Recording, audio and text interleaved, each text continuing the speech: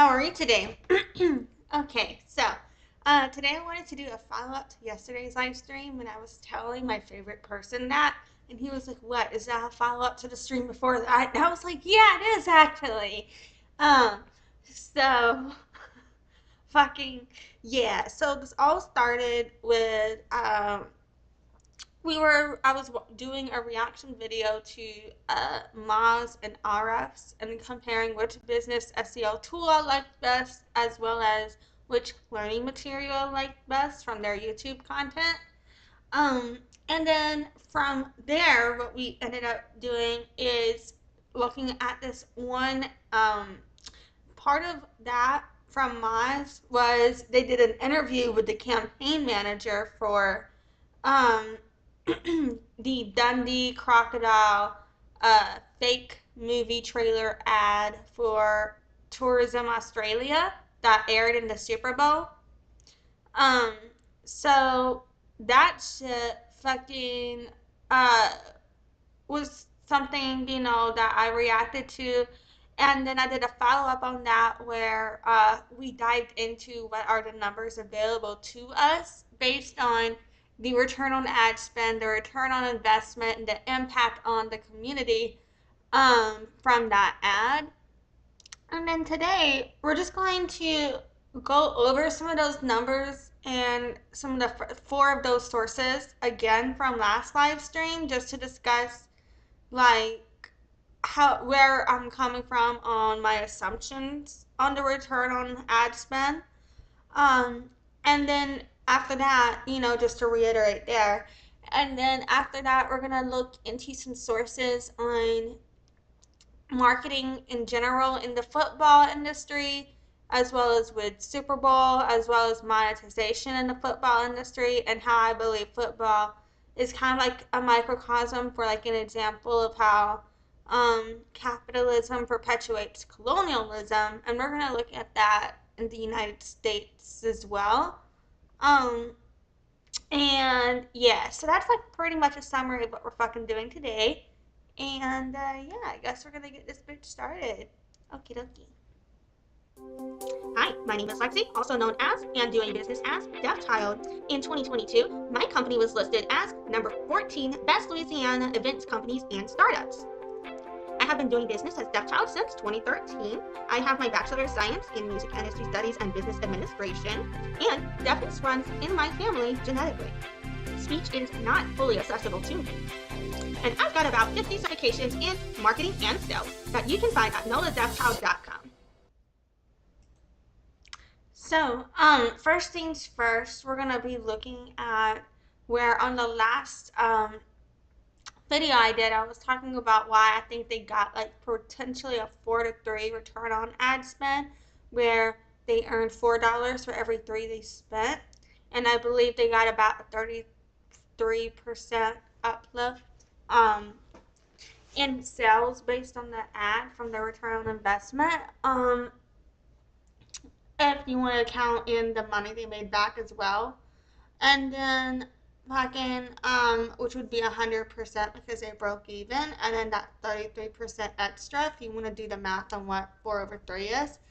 And how I came to that number was where we had some reports from them based on where they could have potentially earned 36 million and spent 27 million on this campaign.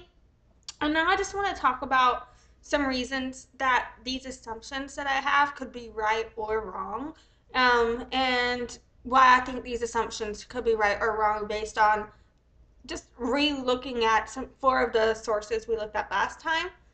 Um, and just to reiterate also, uh, we're only going off of what has been reported and available to us, so I can't really confirm what any of the specific results are. So these are just assumptions. This is not me trying to state these things as what specifically occurred. This is just what I think happened. So I should say that as well. But yeah. So first I want to look at, we had looked at the from Tourism Australia, uh, about the Crocodile Dundee inspires 36 million American tourism push. With this wording here, the 36 million marketing push and versus 36 million American tourism push. If you're just paying attention to the headline, maybe that could come off as a push in terms of, um, you know, it was worth 36 million to push to Americans to bring them in. And so by this right here, I don't know if they meant this is what they spent on the ad. And so if they spent that on the ad, instead of 27 million, then I'll show you why there's just a different source that has a different number. So part of the reason there is an issue with understanding the specifics of what happened is the discrepancy in reporting there as well. Um, and then but they do put 30% increase in sales to the trade. So, which I think is interesting because even if I'm wrong about the 36 million earned out of 27 million spent, if that is wrong, a 30% increase either way is still the or roughly the return on investment on that. Um, if that makes sense, you know what I'm saying? So I did think just seeing the 30% increase in sales was interesting in reflection of that. But yeah, so just seeing this word 36 American tourism push and the 36 million marketing push made me question maybe this isn't what they earned, but perhaps a different discrepancy on what they received. So perhaps I am wrong about that. Just putting that out there. Well, who knows for sure. Um, so yeah, I'm pretty sure that's the main thing I wanted to get from this source. And then when you look into the Tourism Australia, they had their annual report from 2018 to 2019. Uh, on page 25 of that, they show the performance criteria, their indicator, and their results. When we look at that, what we happen to see here is international tourism visitors. It was their goal was 9.7 million, but their actual was 9.3 million. And I think that's interesting because the difference and what I would have assumed to be the if the 36 million return on ad spend versus 27 million ad spend um was correct, or the 36 million earned, generated in sales as a result of the ad out of the 27 million spent was correct, then that would have been a 9 million profit. And so, I do think seeing that number again right here is interesting.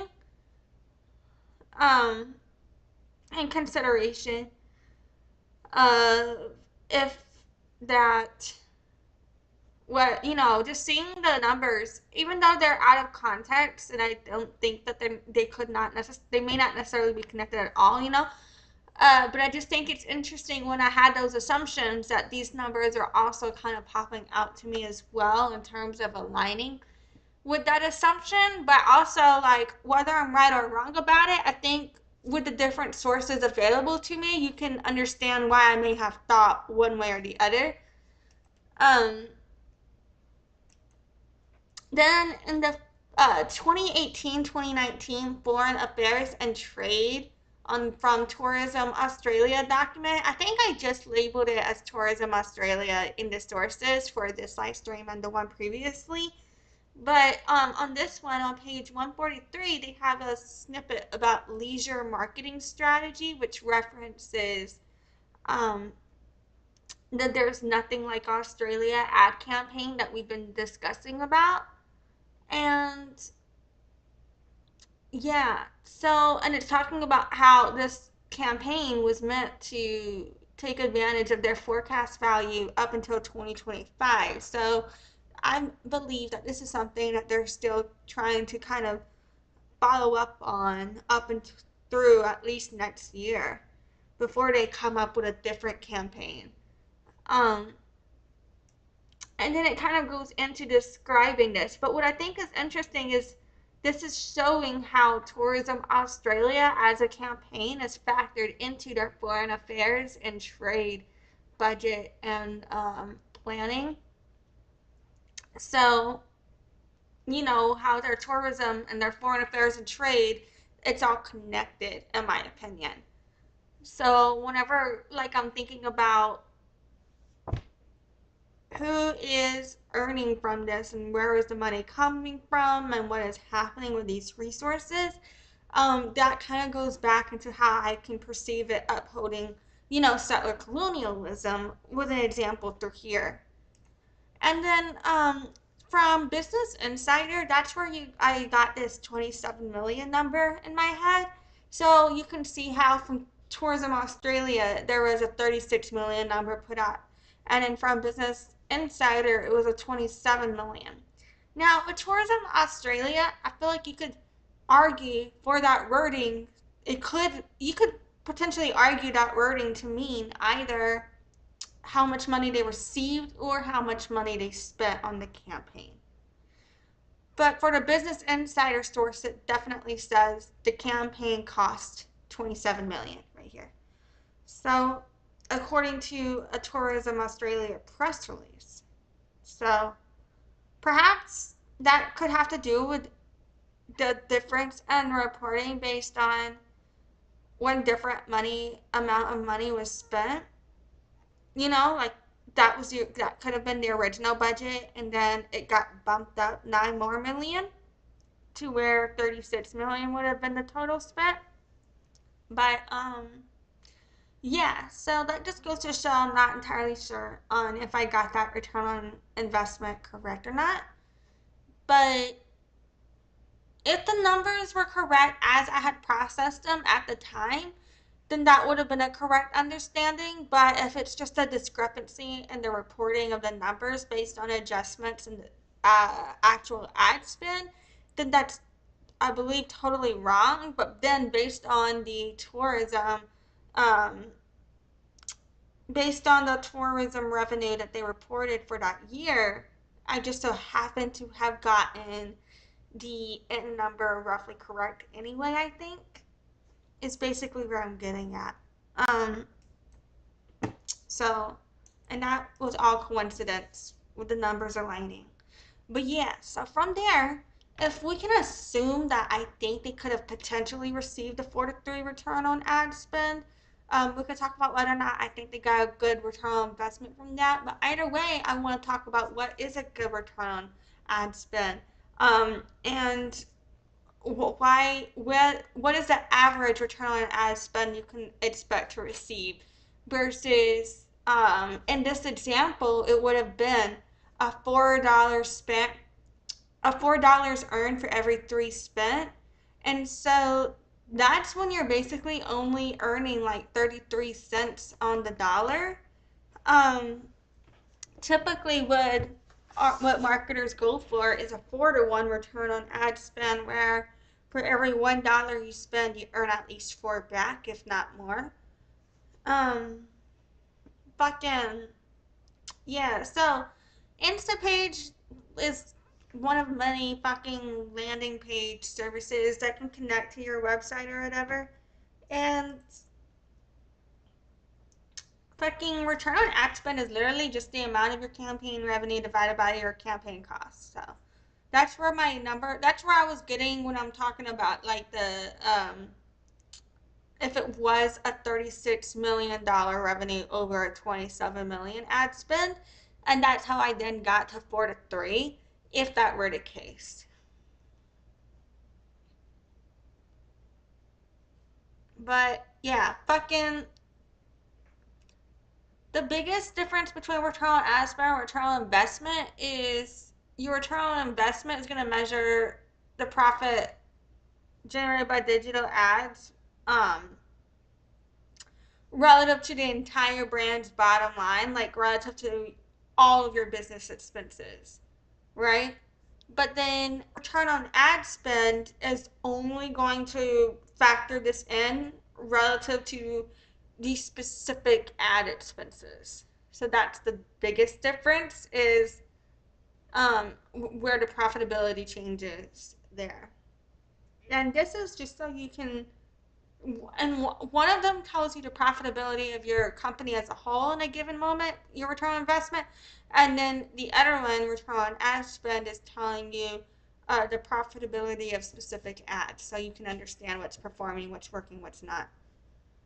So yeah, fucking apps Flyer. I've never used them, but they have another blurb on return on ad spend, and I'm also linking this in the sources as well, just because I wanted there to be different ideologies about return on ad spend linked in the comments. You know, they got a little video here. I actually think I'm gonna watch this shit real quick. Let's just. Well, do they have captions? Actually, they don't have captions. I'm not gonna watch this. So, add some captions, dipfucks. Do you got captions?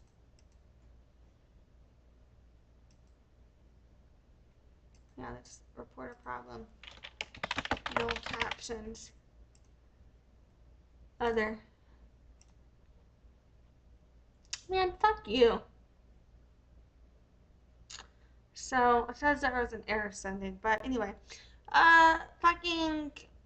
But let's see why this says return on ad spend matters. Let's see.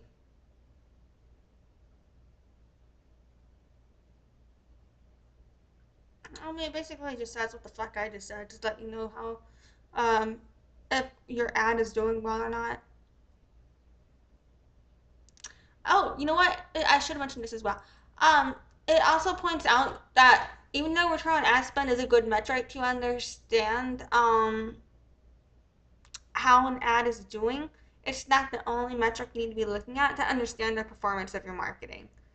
And those metrics will vary business by business because every business is set up differently. And so on certain level, yeah, there's like some shit every business needs to know, but on other level, it's like, you know, for example, every business is going to be impacted by visitors, conversion rates, and average order value. But whether or not your e-commerce and using SKUs is going to change how you are doing your metrics and your math versus if you're a service business in terms of the way you're running ads. And that can matter when it comes to the numbers in terms of having to factor in the cost per unit and things like that. Fucking singular. Oh, this is on YouTube, so that's probably got captions. This other service called Singular has a little article on return on ad spend. And sometimes, you know, we do factor in, because I was talking about what the difference between return on investment, return on ad spend. Return on investment is going to factor in everything for your business's bottom line, but return on ad spend is going to be specific to the ad itself. That doesn't mean to say, though, will factor in salary costs, vendor costs, and affiliate costs in regards to accounting for what a return on ad spend is. Because all of that is important, because that is that is the investment on the advertising. Otherwise, you could be doing free organic advertising yourself. So you're gotta factor in that's part of what you're paying for. Um, but yeah, let's see what the fuck this video says. Let's add our little captions.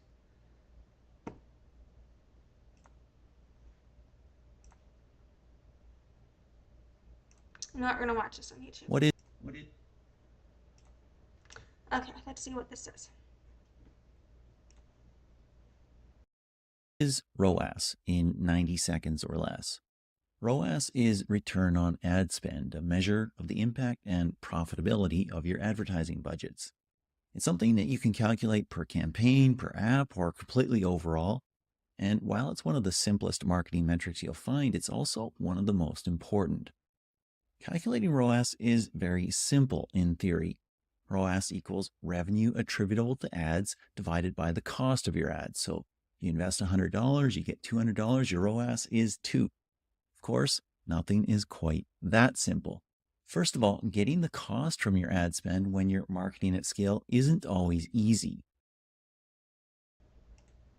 This guy is saying a lot of really good shit, but something about the way he speaks really makes me want to go right the fuck to sleep. He's like, it's just like this very calming, like slow cadence. Like this dude is like reading a bedtime story to me right now. Like I am ready to go get on my pajamas, do my bed routine. I should have flossed my teeth already. Like it's just way too chill and relaxing. You know what I'm saying? I mean, that's his vibe. That's great. Good for him. I was just like not expecting that right now. But I really like what he's talking about.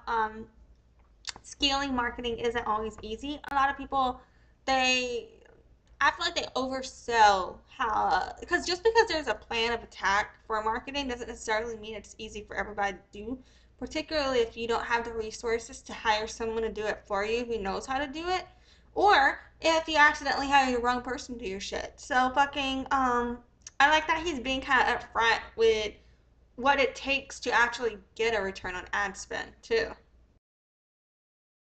Not only are there many campaigns with many partners for many apps, there's also chargebacks in case of fraud, variable pricing thanks to auctions, variable spend in case of hitting rate limits or finding insufficient inventory that matches your requirements, and more. Secondly, measuring the return isn't always easy. Once you've successfully acquired a new user, there's in-app purchases, there's ad monetization revenue, there's subscription revenue, minus occasional refunds, cancellations, and discrepancies. This is where Singular helps. Singular integrates with all your partners to get all your cost data firsthand and keep it up to date. And aggregate it all while maintaining per campaign granularity and even per creative granularity in some cases. And Singular integrates with your app deeply to understand your first party revenue data, including with our ad monetization solution, user level ad mon revenue. ROAS is I think it's interesting the way they make this an advertisement because you know you go from learning about return on ad spend and all of a sudden you're in an ad. Um, it makes me want to understand what the fuck is Singular because honestly I don't even know. Okay, it looks like they do marketing analytics. That's cool. I haven't even looked into them. I think that's interesting. Um, so we're gonna stop it there. Fucking. So I think it's interesting the way they slide that into um an actual advertisement. But yeah, fucking. So we're gonna move on from that. Fucking did I pull this up twice? Oh, I did. Okay, that's cool. Well, we just watched that. Great. Well, then the University of Arkansas from Fayetteville, in their marketing undergraduate program, this dude wrote, "Why the anomaly that is Super Bowl marketing is a justifiable investment," from Anthony Cole Brothers. We're not going to read this whole thing, but I figure we could skim and skim just to reflect on why people even bother spending millions and millions of dollars on this shit. And fucking, so, you know, he's talking about how it's a largest one. It's considered the largest conundrum for a marketing manager because you're committing to such a large and important investment. And they report that at 5.2 million in 2018. And this can represent the largest allocation of funds in a marketing budget for a company. But the question often arises if a 30-second spot is worth the cost. So, um, what I don't understand because he's talking about how great it is, but in my understanding, he just uses the amount they charge to explain why it's so great for a marketing anomaly.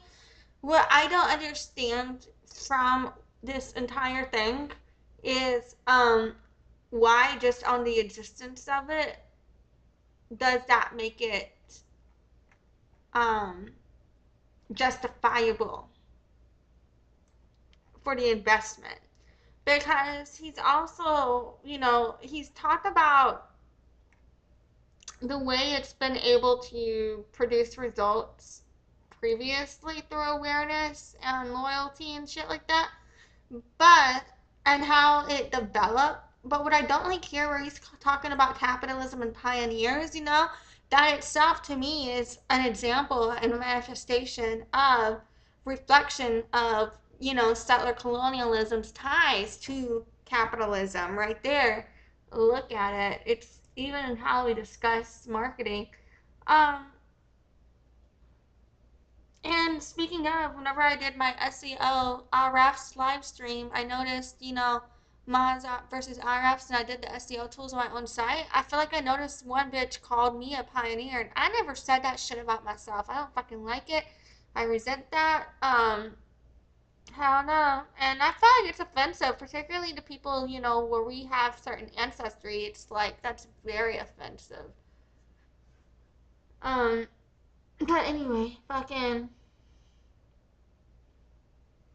So then he gives examples of some of the ads that have done well in the Super Bowl, and the results from that. And then it gives an analysis of the best Super Bowl commercials from the author's opinion based on the key elements that determine good content. And then it does a SWOT analysis. Um, so to me, they answer why it's an anomaly in terms of showing how, despite viewership declining, for some fucking reason, um, marketers are willing to pay more for these ad spots than any other placement. I think that is an anomaly, but it doesn't explain to me why it's a justifiable investment, because to me it just kind of explains the history of it, and the success of any good marketing, but it doesn't show the numbers. Like with the campaign, it just talked about like what it liked or don't like about specific campaigns, but there's no sources, in my opinion, to show the data for the return on investment for any of these campaigns to know for sure whether or not it's a justifiable investment. Like to me, it's all just so subjective that to understand if something is a justifiable investment to me, I need to see those numbers and understand the money that went in and out of a situation. Um, on one level, the emotions do matter for an investment because there's an emotional investment to something. But if we're talking about the financial return on why a marketer would place an ad on somewhere, I feel like that is pretty fucking important. Um, not to fucking include, in my opinion. But this is for an undergrad. This is for an undergrad. I don't think it's a master's thesis or anything like that. So, and I just feel like the title of this is slightly off compared to what you get. But that's my opinion. Um, so yeah. Alrighty. And now we're gonna watch Neil Patel. It's just a 41-second video, so I'm just gonna watch it and then react to it on what Neil Patel says about the Super Bowl ads. Wait, is there captions on here? Shit. Okay. Oh, there's a transcript. Okay, great.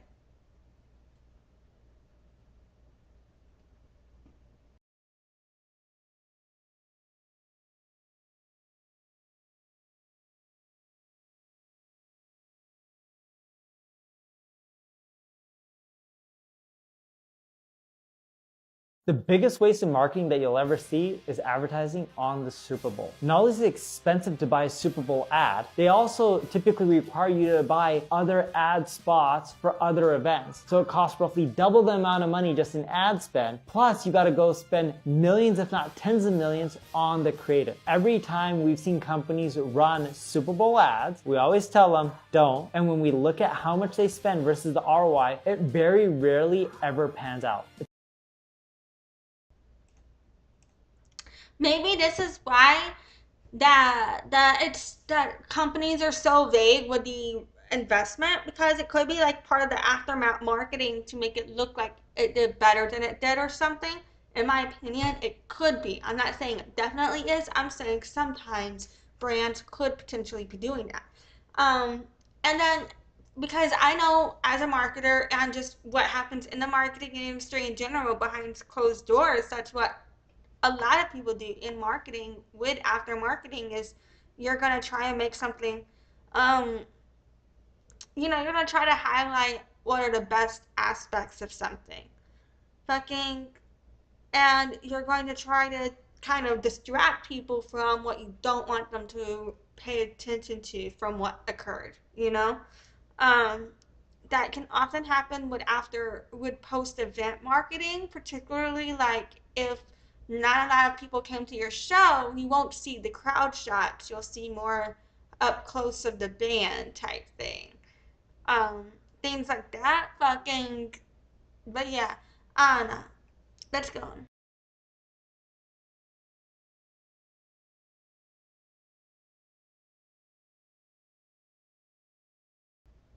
Okay, I fucking hit play, but it's being weird, so I guess I'm gonna fucking reload the damn thing. I don't know.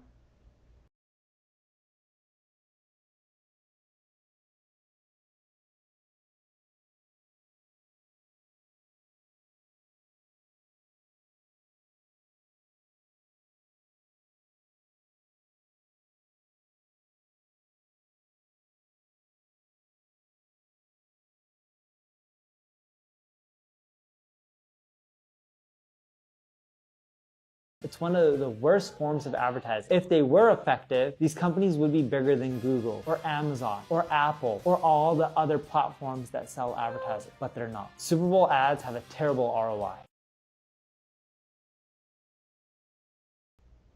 Yeah, I mean, pretty much. That's why like the between some of the sources that I showed in the last live stream and what he's saying now, you can see why in general it's recommended not to even bother with that, and why I've been skeptical of what could the potential ROI be to begin with.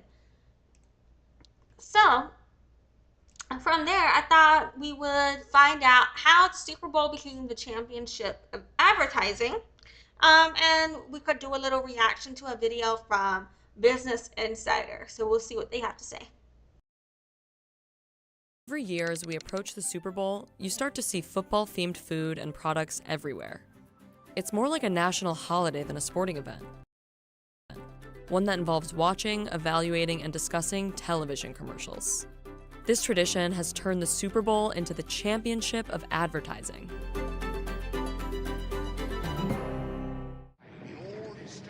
Super Bowl 18 changed.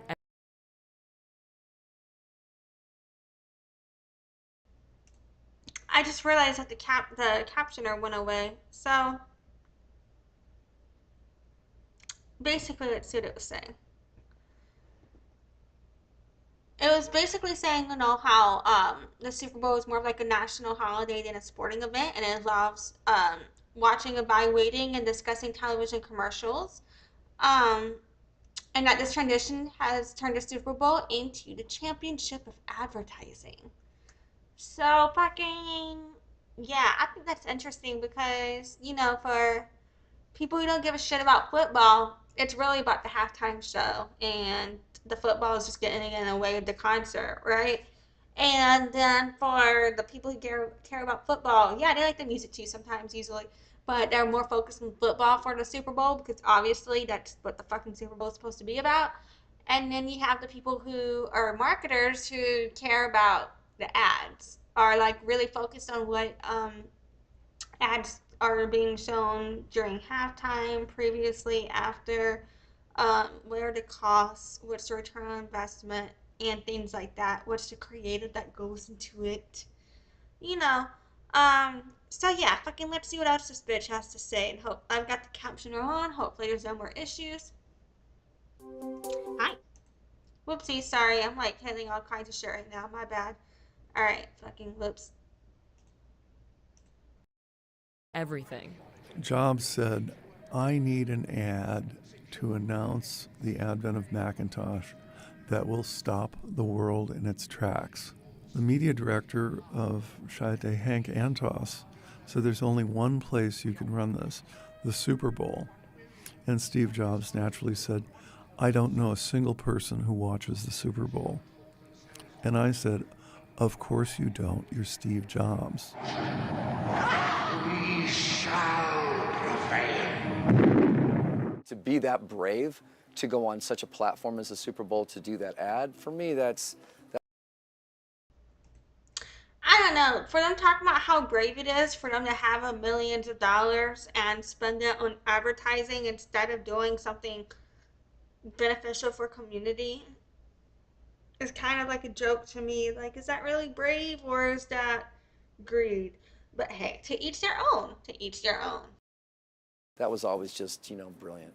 Everything was changed with Apple in 1984. It became an event.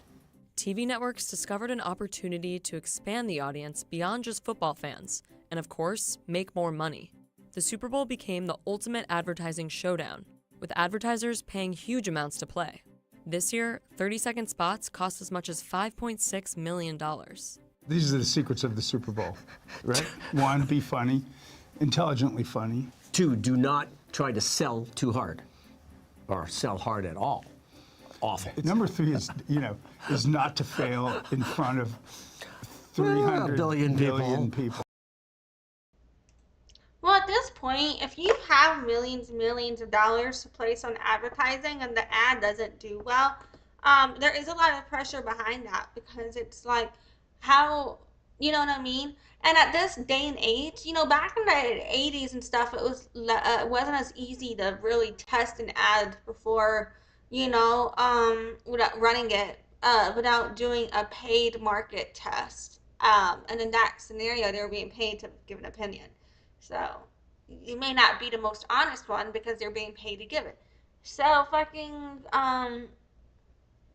do kind of feel like, there is that pressure, but at the same time, it's like, if you have this amount of money to invest into it and you're not getting the best of the best, like, there's got to be something went wrong somewhere. If you can't, even if you're not the best of the best of the best, if you can't at least break even, something went wrong. But if you're only breaking even after spending this much investment, then I don't think you necessarily potentially hire the best marketer. You know what I'm saying? Like, you should be able to, the average should be to get 2 to 1, 4 to 1 on these types of campaigns. So if you're still stuck towards breaking even or not breaking even, I don't think the marketers are like, maybe you didn't give the marketers what they need to do a good job, but in a lot of cases, like, I don't think that's a good marketer to be running ads in the Super Bowl if they can't,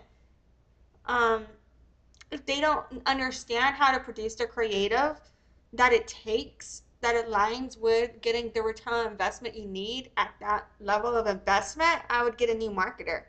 And yeah, so that's why when I'm looking at the metrics of the numbers that I can find available to me, and when I reflect on some of the wording that I didn't like about the person in the interview that I saw, I do kind of wonder if the people that did with Australia tourism, if they got the best marketing agency for that campaign, they could have done better. But to each their own. And yeah. And I'm like, I don't even agree with Australia profiting off tourism as a concept, but I'm still over here like, yeah, I don't think they got the best marketer. I don't know. In the past, we used to plan for things like in 4 months in advance, 6 months in advance. Now we change things overnight. Like last Friday, we decided to change the entire Super Bowl launch plans for Bud Light, and we just did it. What do you do for maximum impact? I think the joke is you use animals. Whenever I see the way people react to the Clydesdales, whenever they see a Clydesdale, whenever they're in front of a Clydesdale, it's an object of admiration. Like their eyes light up and they feel like, wow. I don't know why they show the movie spots. I mean, They must work, though, because look, there are more and more of them. I know. More and more. They're just spots. Studies have shown that the economics do work, and movies with trailers that air during the Super Bowl were found to boost opening weekend sales by more than twice the cost of the ad time. A Stanford study showed that Budweiser's Super Bowl ads boosted its sales by almost twice what they spent on the commercials. The CFO of PepsiCo, Hugh Johnston, actually gave the commercials on the Super Bowl credit for a 5.2% increase in sales. Did you sing okay? No. Okay. The price of participating in this advertising showcase continues to climb, even though viewership of the Super Bowl has fallen off. You cannot ignore the Super Bowl. The stage is just too big. You can't. There was a time when you go, well, it's expensive, is it worth it? It's worth it. It's rare to see a country that has a moment like this when the whole nation stops in front of a TV set to really watch the game. This is one thing. But I think Super Bowl brings something else on top of this, which is the fact that people are willing to see the commercials. Well, here's my criticism. They're talking about how worth it is because of how it makes them feel. But am I seeing how worth it is because of the return on investment or the return on ad spend? Like, because this is why I get so, like, when you hide the numbers this way and you're so focused on, yeah, spend your money on this because you're going to feel like a celebrity, it kind of just feels like you're dangling something in front of someone's face to hide the fact that it's actually losing money. But maybe it's not. Maybe I'm wrong. Pressure of doing something great has gotten greater with every year. You know, it costs so much money. So many people are seeing it. Now people are sharing it. You're My bad, accidentally hit the break fucking button. talking about it before the game and after the game. Yeah. So there's more pressure to have it be good, I think. Last year, the major Super Bowl commercials that were released before the game were already watched over 100 million times online by Friday before the game, according to a company that tracked the views across many different platforms. And social media engagement around the advertising has completely changed the game. AB InBev decided to release 2 Bud Light seltzer ads featuring Post Malone a few days before the game, and let the audience decide which one will get the spot, which is helping both ads rack up views online. Tip initiated. Tastes like mango! Yeah! So why Post Malone? Not only because he's great on helping us drive cultural conversations, but also Okay, but I've also previously shown sources on how, like, one of the issues with celebrity advertising is that when you do that, you're not getting people to come for the brand, you're getting people to come for the celebrity. So if the celebrity dips, they can or likely will too. also because he's known as being a huge Bud Light fan. And then we said, have you ever tried this Bud Light seltzer? He said, no. Are you thinking about trying this? He said, no. So why don't you try this and tell us how you feel? Because this is what's going to happen to a lot of people. After we saw the assets ready, we started talking to consumers, and it was amazing because thankfully the response was overwhelming. To be honest, the way they're wording it like that just doesn't feel genuine to me, because just the way I know that advertisers reach out to people in general, it's like, so what, did some of y'all happen to know the dude already? You know, was there happen to be a genuine, natural, organic connection? Because realistically, you would be, as a marketer, reaching out to his team, and his team would present whether or not, you know, present it to him, and whether or not he wants to go according to his contract. Depending on the contract, he might have to do it if he has to do a certain number of brand deals, but or he might not want to do it if he doesn't like to, based on the contract, right? So, like, how they word that, like, just kind of feels like you are whitewashing it, maybe? Positive. But we saw people saying, we love the number 1. No, no, no, the number 2 is much better. Then we started to have internal conversations. Should we stick to the plan? Should we flip it and put number 2 first? And then last Friday, we said, you know what? Let's invite consumers to help us decide.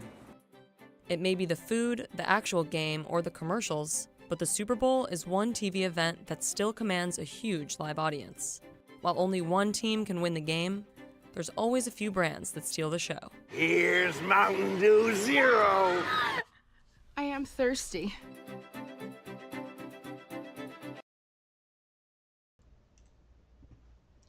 I wonder if someone from Mountain Dew paid them to put that at the end there. Alright, fucking, yeah. So this is from Business Insider, and I typically don't agree with things they put out anyway, because they'll be literally putting out articles that say shit like, how I got out of debt and how you can too. Well, my mom bought me a house, so I moved in with my grandma and I rent my house out. So that's how I'm rich, and you should do the same. You know what I'm saying? So I typically don't always agree with the message that Business Insider is putting out. So yeah, we were looking at some of the just general like how it got considered to be like the cream of the industry. So now I kind of want to look at um and then we looked at what are some of the best ads, and now I figure we could look at what were some of the worst to see what went wrong and reflection of whether or not we think this was a profitable return on investment. Like looking at ways other ads definitely went wrong based on public perception. So we could reflect on ways, the Crocodile Dundee ad could have gone right or wrong based on the public perception of misleading people, I think. Come on. They still whip up an amazing fish curry.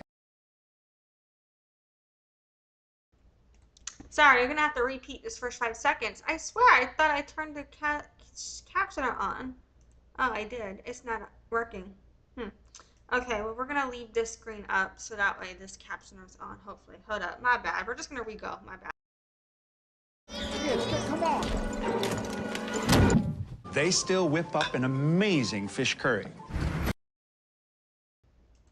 It shows me that the captioner's on, but one isn't happening, so that's unfortunate for me.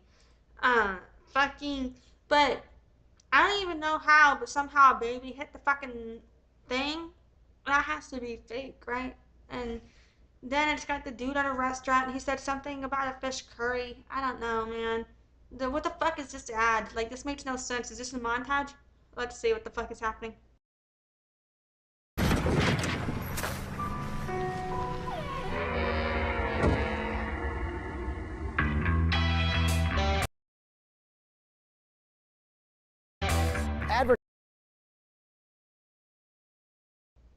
It's being a little fucky.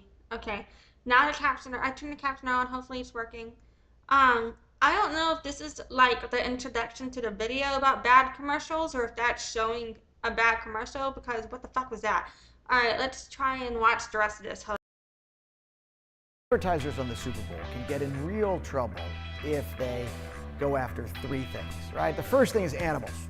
You do not want to be mean to animals on the Super Bowl.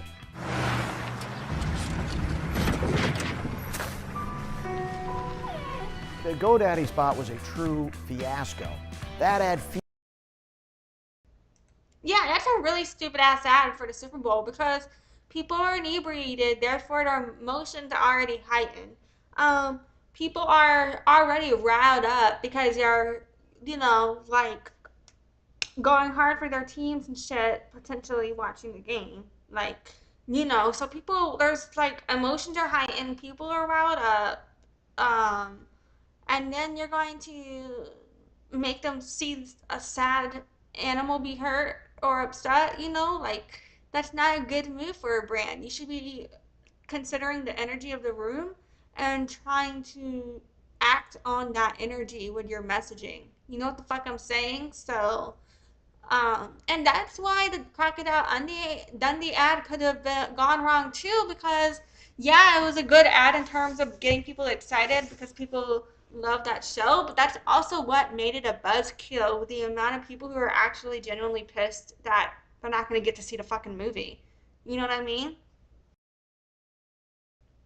Like, that's not my favorite movie, but imagine it was. Like, if that was my favorite movie and an advertiser did that and I wasn't going to get to see another update of my favorite movie, but I was misled to believe I could have, I would be pissed as shit. You know what I'm saying? And even though in the final campaign they make it very clear that this is just an ad, they didn't up until that. There were 3 previous campaigns where they led people to believe that apparently, according to an article I read, theoretically this could have happened, where they may have led people to believe that it was an actual movie coming out, and then at the Super Bowl they find out it's not an actual movie coming out. I can understand how that's the wrong fucking day to do that. Like, that could be an actual detriment to that campaign. Like, that campaign itself would have performed better, I think, if left to social media alone and not having that letdown tied into the Super Bowl, where you've already got emotions heightened. And if somebody's team lost at the Super Bowl, and they wanted to see that movie, and now they're not going to get to see that fucking movie. They're going to be pissed as shit at you. You know what I'm saying? So I'm just putting that out there, like. Featured a dog being tossed out of a pickup truck. It featured a dog being sold in a cavalier manner on the internet. That offended people in about an instant, and that was just a huge disaster for GoDaddy. Second, children. You've got to be careful of children. People are very sensitive. Families are getting swindled. Why? Because hotels hate your guts. I love how they say you've got to be careful with children because people are insensitive, not because it's wrong to be a dick. You know what I mean? I need more room. Yes, come on. They said, test baby, as if that would make it okay. But people looked at that and said, you're making light of head injuries with children, and my child has suffered from... Yeah, dude, because all that shit ties into trauma, and what the fuck, man? A head injury. You are the most insensitive company in the history of the world. Not surprisingly, HomeAway very quickly apologized, pulled the whole campaign, shut the whole thing down. They haven't been back on the Super Bowl ever since. And the third one is cultural groups. Anytime you're making light of a cultural group, you're running a big risk of getting a big backlash.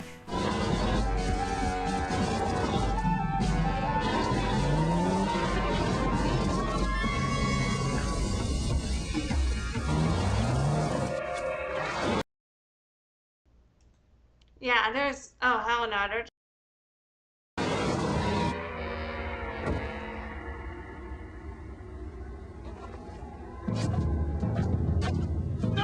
Just for Feet was an extraordinary piece of advertising. How are we going to call that an extraordinary piece of advertising? That's an extraordinary piece of shit is what that is. What the fuck is that? Was one that really highlighted these racial differences in a way. You're saying racism is what highlighted the racial differences? Are you fucking kidding me? This is why people don't like marketers or white people. That was so callous and thoughtless. That's when, again, you look at it and wonder how anyone could have approved that ad. You're looking back on it, all you can say is, boy, I hope nobody would run an ad like that today. Groupon is one of the classic examples of a company that got caught in this. Mountainous Tibet, one of the most beautiful places in the world. The people of Tibet are in trouble. Their very culture is in jeopardy. But they still whip up an amazing fish curry.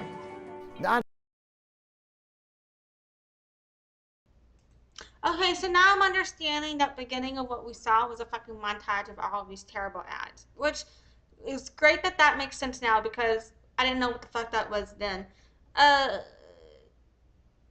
Yeah, what the fuck is this? And it's really funny for me to have made a prior video on the unethical issues of colonialism as it's tied to tourism, particularly settler colonialism, and then we have this with like whatever this cultural appropriation exploitation bullshit is. What the fuck, you know? Not surprisingly, that ad led to a huge backlash and was an enormous disaster for Groupon.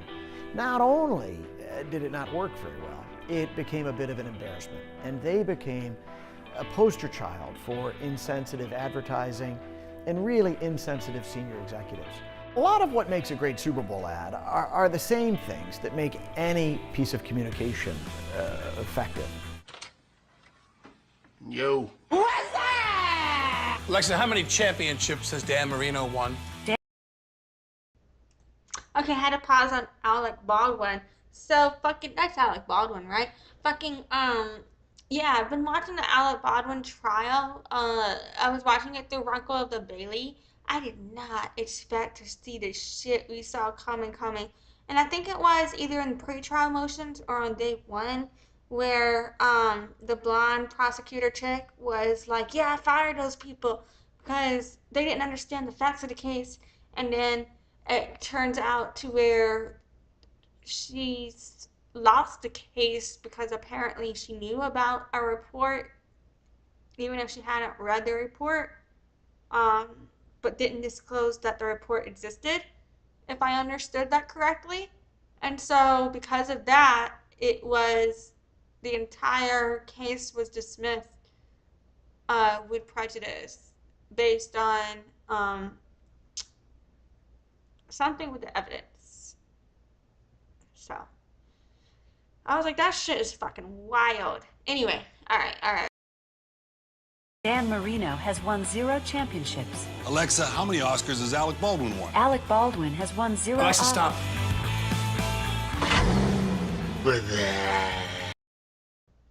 To be honest, though, I don't think he's gonna win any Oscars after what occurred. I would be very shocked if he did. I will sack this man so hard for you. No, you won't. Gentlemen, we have over 100 million people watching us right now.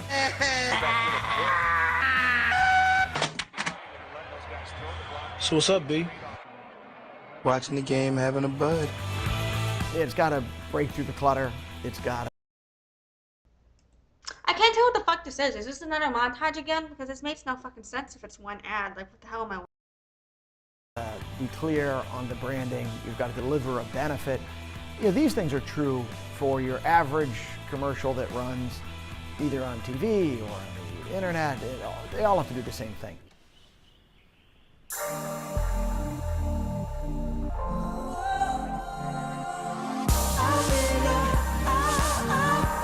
Sarah? Clean enough? You usually don't see cleaning products on the Super Bowl. Yeah, the animation thing, I don't know. I'm not into that. And as a result, Mr. Clean was able to own the whole category of cleaning. That was the #1 spot last year, according to the Kellogg panel. It's a little bit like you've commissioned a piece of art. Because it's just like really, and because it's it doesn't even feel like an ad for Mr. Clean. It just feels like this weird, like, I don't know, man, this weird sex fetish thing. Like, when comparison of the Nickelodeon shit, you know, it just feels it feels like it's going back to Nickelodeon level creepy. I don't like it. Art, and you're going to show somebody this painting, and if they love it, you're going to be a hero, and if they don't love it, you're going to be fired. But it's a piece of art at the end of the day, and as a result, there's always risk and uncertainty. It's super intense. Shut it down.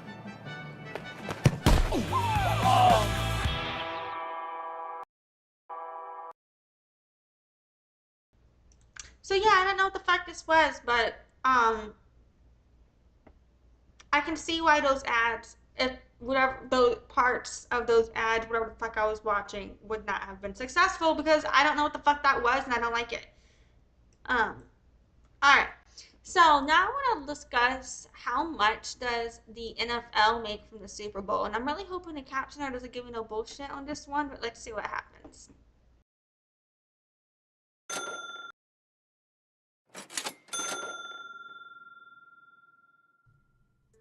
The Super Bowl is by far the biggest sporting event of the year in the United States. Every year, during the first week of February, the champions of the AFC and NFC face off in what can only be described as a major American holiday. Friends and families coordinate weeks in advance to discuss who's bringing what food, booze, and who has the nicest flat screen to watch the big game.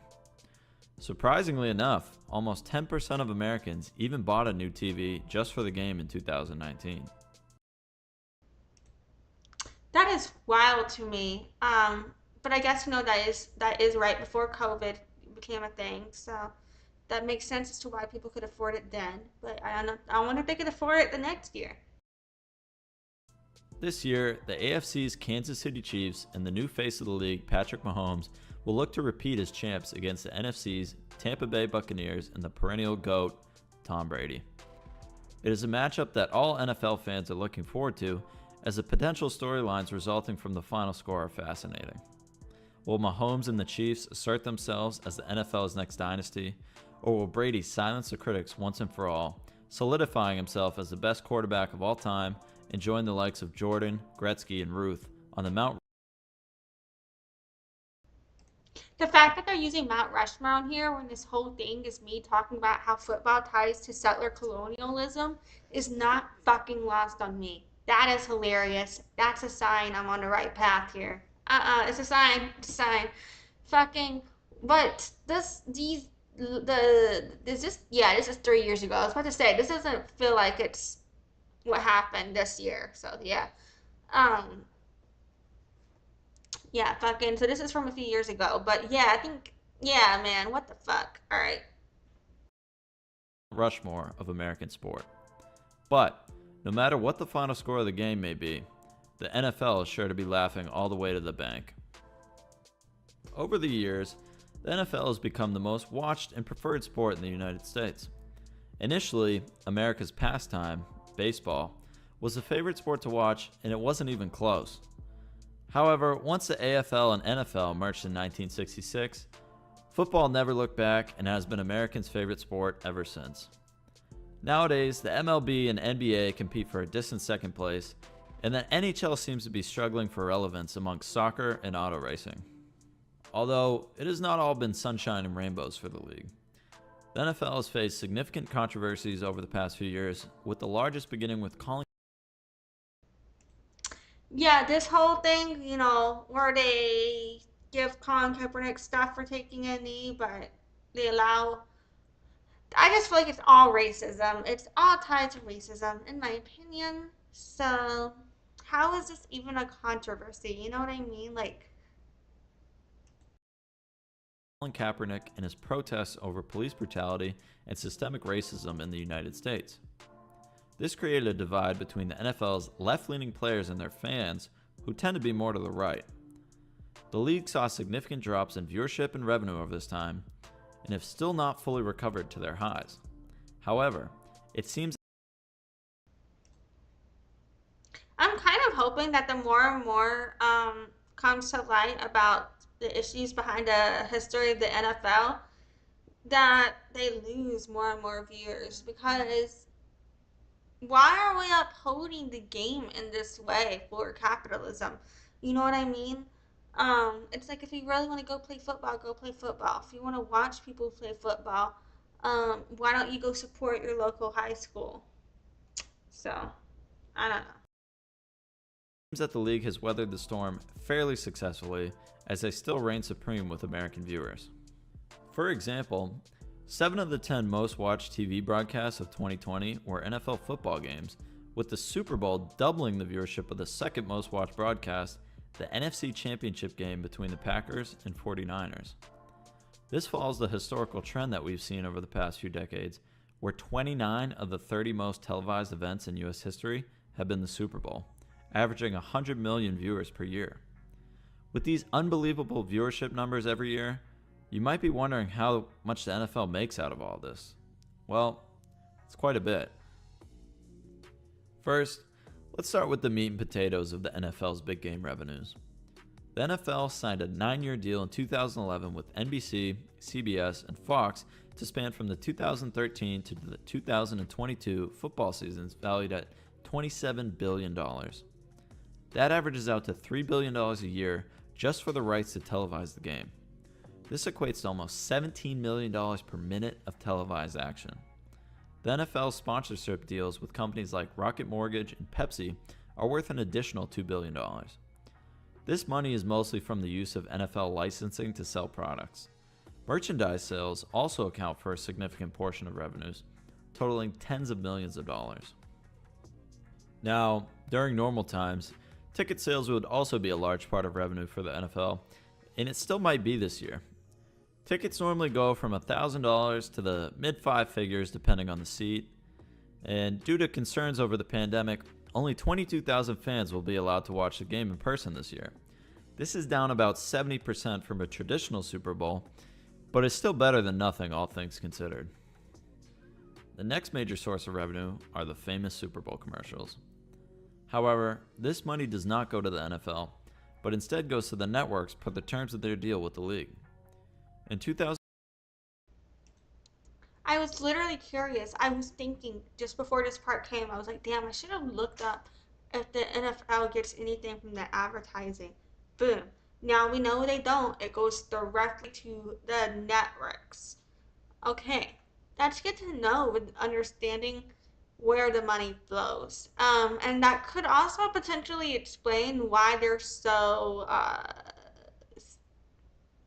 such sticklers with their NFL branding and things like that. 2020, advertisers spent an average of $5.6 million for a 30-second ad spot, totaling almost $450 million in advertising revenue for the game. This year, major brands like Coke, Hyundai, and Avocados from Mexico have decided to sit out from the Super Bowl Sunday airtime due to the pandemic. Even fan favorite Budweiser won't be airing an in-game ad for the first.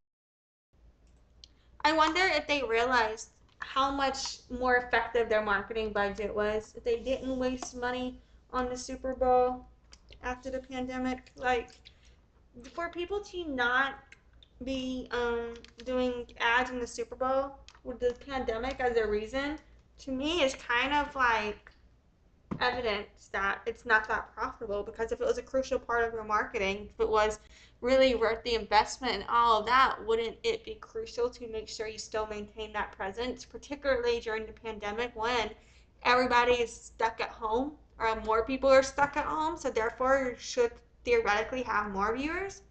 Yeah. Time in almost 4 decades.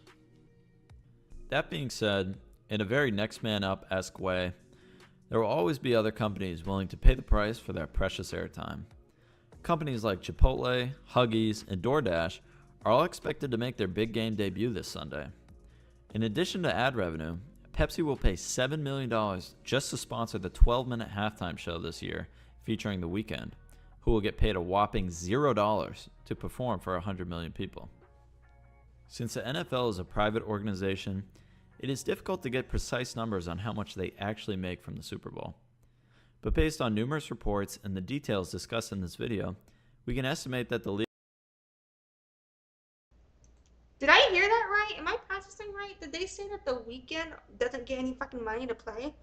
Is that, now I need to look into this. Do artists get paid to play at the Super Bowl? I'm gonna have to do a live stream on that now. Because what the fuck? Like, why didn't The Weeknd get paid? Did I hear that right? Like, did The Weeknd get paid? What? That doesn't sound right. What? How the fuck? We're just discussing how, what? Like, huh? Like, that's not right. Okay, there's gotta be something wrong there. Like, The league brings in well over $5 billion for the big game. However, what is clear is that the Super Bowl is important to a number of organizations and is a significant boost to the United States economy. It is estimated that $18 billion will be spent by Americans preparing for the game on Sunday, not to mention the additional boost to local revenues in normal years from hotel and restaurant sales. It is safe to say that Super Bowl Sunday is an extremely significant day in the US and seems like it will be for many decades to come. Thank you all for watching, and I know I speak for all Bostonians when I say, go Bucks. this part. I don't like to say that's cringe because, that sounds so millennial to say that's cringe and say something that's disgusting, and people overuse that so much that I'm like, do you even know what the fuck cringe means, you know? Because they'll say it about things that aren't even cringe worthy, but this is cringe worthy. What the fuck? Anyway, just the ending at least. Like, anyway. So from there, I want to see. I'm actually very surprised that Business Insider published this because I feel like typically their opinions are something where you lead people to believe something's going to be more profitable than it actually is, in my opinion. But fucking yeah, so so let's watch this shit and see what they say about if the Super Bowl is even worth it. But because of how I feel they typically represent these types of issues, I'm very shocked they labeled it as why it's not worth it. So yeah.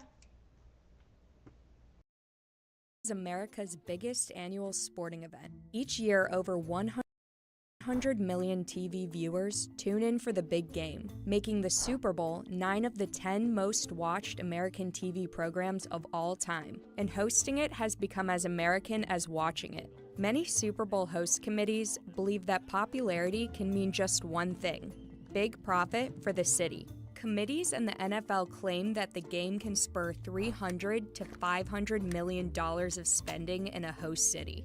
For example, in 2018, Minnesota's host committee reported that Super Bowl 52 brought in $450 million to its half of the Twin Cities. But sports economists, including Victor Matheson, are skeptical. If someone claims, look, this event is $300, $400, $500 million, what an economist would say is prove it. In fact, when Matheson crunched the numbers, he found that the Super Bowl brings in between 30 and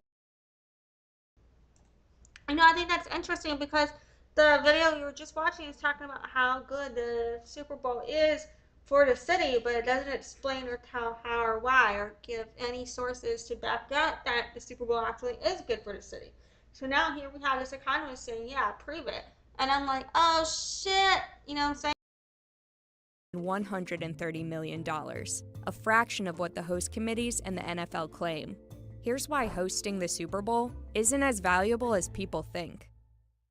So what does it cost to host a Super Bowl?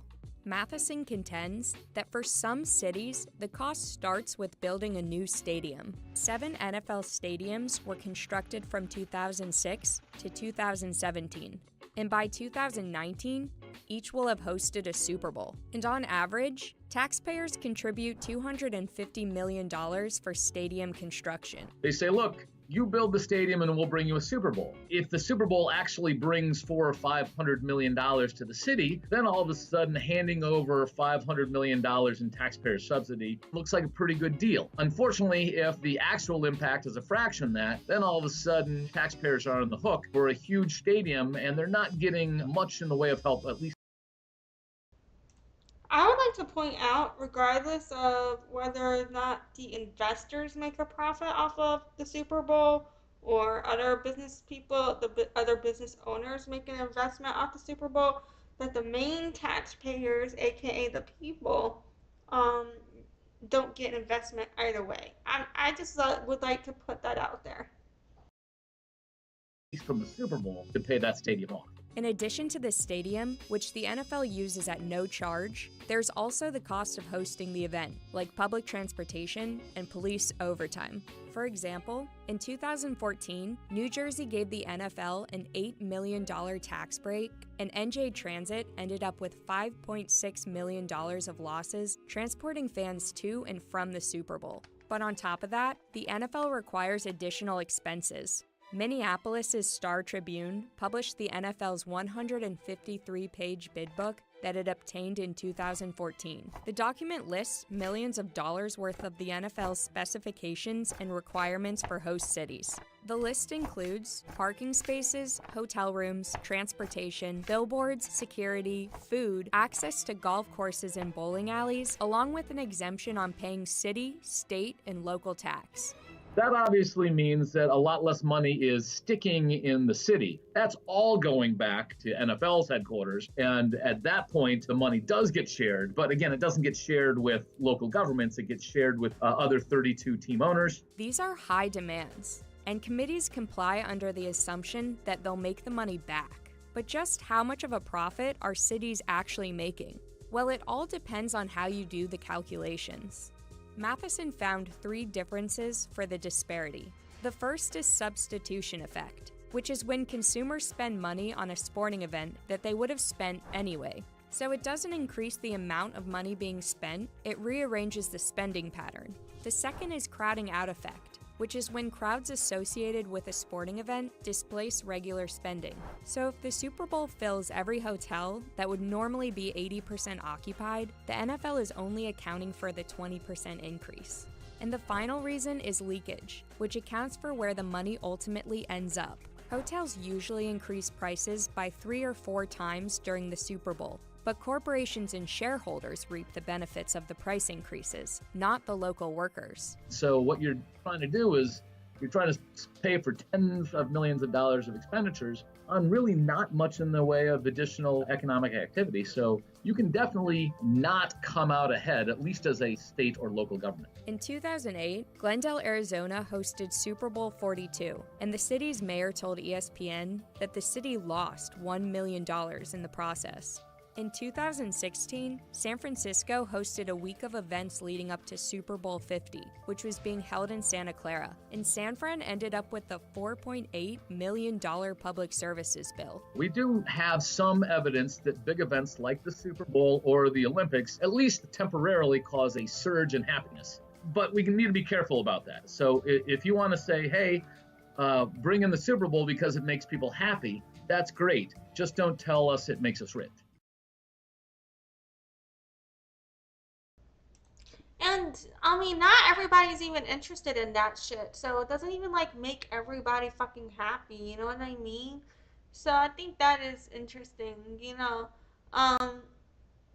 like there is this misconception that just because people enjoy the Super Bowl, that means it's profitable for the cities that the Super Bowl is going to. But really, I feel like it's like because enough specific people in power of these things are able to profit with the way it's set up, they don't care if it's a loss to or a detriment to the rest of us as long as they're maintaining their numbers, is potentially what I think could be happening here. The NFL has been a staple in American sports since 1920. Even after the president condemned the NFL, You're San Francisco. So, oh yeah, now we're watching how NFL teams make money from CNBC. And I think it's interesting how around the same time where you have people who are more quote-unquote liberal or quote-unquote left-leaning wanting to boycott NFL because of how Kaepernick is treated. Am I saying that right? I'm sorry. Kaepernick is how I think you spell that. You also have people who are on the other side who are quote unquote left or Republican or whatever, or conservative, who, you know, support Trump and are therefore against NFL because of that, which I think is interesting. Two very different reasons. Francisco quarterback, I'm sure nobody ever heard of him. NFL owners don't want to pick him up because they don't want to get a nasty tweet from Donald Trump. Do you believe that? then there were the TV ratings that took a nosedive in 2016 and 2017. But it's still proving to be a big success for all 32 NFL teams and their owners. 28 NFL teams are valued over $2 billion. So how is it that these teams are worth so much? To answer that, you have to look at how hard it is to start your own franchise. The last time an NFL franchise was started was back in 2002. It's rare to start a new NFL team, but when it happens, owners have to pay something known as a franchise fee. Some NFL teams have been around since the National Football League start in 1920. Back then, the franchise fee was about $100. By 1960, the Dallas Cowboys had to pay $1 million to enter. And in 2002, the Houston Texans, which are the newest team to join the league, paid $700 million. Some NFL teams are still owned by the same families who started their franchise nearly a century ago. The Chicago Bears were founded for $100 in 1920 by George Halas, and as of 2018, the team is still in the family. It's owned by his 95-year-old daughter Virginia McCaskey, and it's now worth an estimated $2.9 billion. And let's say you want to buy your own NFL team. Most recent sales have been in the billion-dollar range. The Buffalo Bills went for $1.4 billion, and in 2018, the Carolina Panthers were sold for a record $2.2 billion. So what kind of return are teams getting back from their billion-dollar investment? Yeah, I can't even process having $1 billion. Like, that's just fucking wild to me. And, you know, these people who are billionaires, instead of being like, yeah, let's do some shit that's helpful for the community, they're just like, yeah, instead, I'm going to make you guys give each other concussions, and I'm going to sell some ads and make more money. There's only one team we definitely know what they're making every year, and that's the Green Bay Packers. The Packers are a non-profit corporation, the only one in the league. So we have access to their annual filings. They made $454.9 million in 2017. The other 31 teams are privately owned, but Forbes releases the valuation for all 32 teams across the league each year. The values are based around each NFL team's stadium, along with revenue of historical transactions, non-NFL events held at the stadiums, as well as purchase and investment offers for each team. In 2017, Forbes says the Dallas Cowboys generated $864 million in revenue. The New England Patriots made $593 million, and the New York Giants made $493 million. But a lot of that income isn't generated by the team itself. It actually comes directly from the NFL. For the 2017-2018 season, the NFL generated a revenue share of over $8 billion from TV deals, merchandising, and licensing deals. That's known as the national revenue. And so I'd like to notice right here, they're saying that part of where the NFL is generating money is from TV deals. So in a prior source that we watched, it was saying that the NFL does not make any money from TV ads, but here they're saying that part of the revenue is from TV deals. So I also think that's interesting, and I wonder if the first one was just in specifics to the actual Super Bowl, and if this one is in specifics to how the NFL can monetize in other ways through TV. So maybe that's the difference, but yeah. And no matter how well or how bad your team does, teams split the national revenue evenly 32 ways, meaning teams around the league received more than $255 million from the NFL in 2018. But that's just one way a team generates income. There's also something called local revenue. That's everything a team generates itself. For the 2017-2018 season, the local revenue for the Packers made up about 43% of the team's total revenue. Ticket sales and stadium attendance are a part of the local revenue. Not only do NFL teams make money on game day, but they can also make money from non-NFL events by renting out the stadiums for concerts, live events, and tours. The Green Bay Packers spent more than $370 million to upgrade Lambeau Field, including adding thousands of seats to the stadium. Since renovations began back in 2010, the Packers have seen ticket sales jump from $48 million to $71 million. But game attendance isn't the only source of revenue for teams. There are also a lot of corporate sponsors. Some teams like the Philadelphia Eagles have over 40 corporate sponsors. In the 2017-2018 season, the NFL sponsorship revenue totaled more than $1.3 billion. These sponsorship deals range from putting company logos on practice jerseys, renting out retail space in stadiums, to landing the sole naming rights to NFL stadiums themselves. The New York Giants and New York Jets share a stadium called MetLife Stadium, and the asking price for the naming rights? Well, according to the New York Times, that deal's worth an estimated $19 million a year for 25 years, which remains one of the highest naming rights deals in the NFL. Teams may be generating hundreds of millions of dollars each year, but there are a lot of expenses that come with it. Of the $454.9 million the Green Bay Packers made in the 2017 and 2018 season, more than $420 million went to expenses. Most of it went to player costs, which made up $212.7 million that year. Stadium upkeep, marketing, team costs, and general administrative costs total $208 million. So after all the bills are paid, the Green Bay Packers are left with an operating income of $38.5 million. The Cowboys, Patriots, and Giants have huge expenses that eat up a large chunk of yearly revenue too. The Cowboys' operating income is $365 million, the Patriots is $235 million, and the Giants is $149 million. And another thing I'm reflecting on too is how the NFL isn't owned by one specific person. It's a league of the teams. You know what I'm saying? So therefore, what's reported regarding the NFL is the total of the individuals that we're discussing here. So I'm also kind of processing that as well. But not every NFL team is rolling in cash. Some NFL teams find themselves strapped for money with large overhead costs for their teams. Just take the Detroit Lions. The team had a total revenue of $361 million in 2017. But according to Forbes, the team had an operating income of $4.1 million. Another issue weighing down on the NFL, a drop in popularity among up-and-coming sports fans and players. In the wake of the concussion debate, more than 67,000 fewer high schoolers are playing football today than in 2009. But that controversy isn't affecting the NFL's bottom line. It's still seeing revenue growth. From the 2016 season to the 2017 season, the NFL's national revenue rose nearly 5%. The NFL is also seeing a boost in television ratings this season too.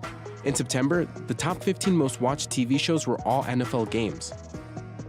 Our Thursday night game, our first game on Fox and Amazon and NFL Network was up 8% last night.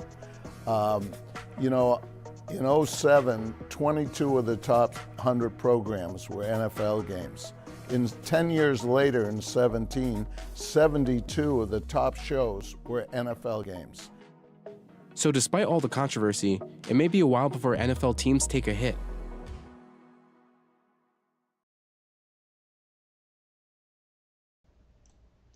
So yeah, I think that's interesting because, you know, when we're thinking about where does the money flow from the Super Bowl, and who is profiting off of what, we can then kind of reconsider. I do wonder, how is the profitability of the NFL controlled in terms of the accounting if the league itself isn't owned by one person but is you know what I'm saying, is all of the teams? I don't know what I'm saying. I don't know how to use, I have like questions in my head, but I don't know the right words to use to ask the questions I feel right now. So from there, I want to look at this little article from Berkeley Hijacket about how harmful sports myths can perpetuate wealth inequality. This article is about 4 years old. It's from 2021, so it's 3.5 years old now.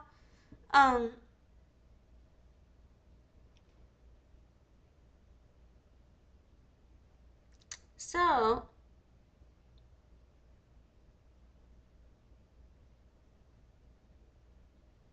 right here, what it talks about is, it says, while the idea of sports being the way out is widely accepted and even romanticized in the US, it is a harmful myth with inaccuracies at each step of the way.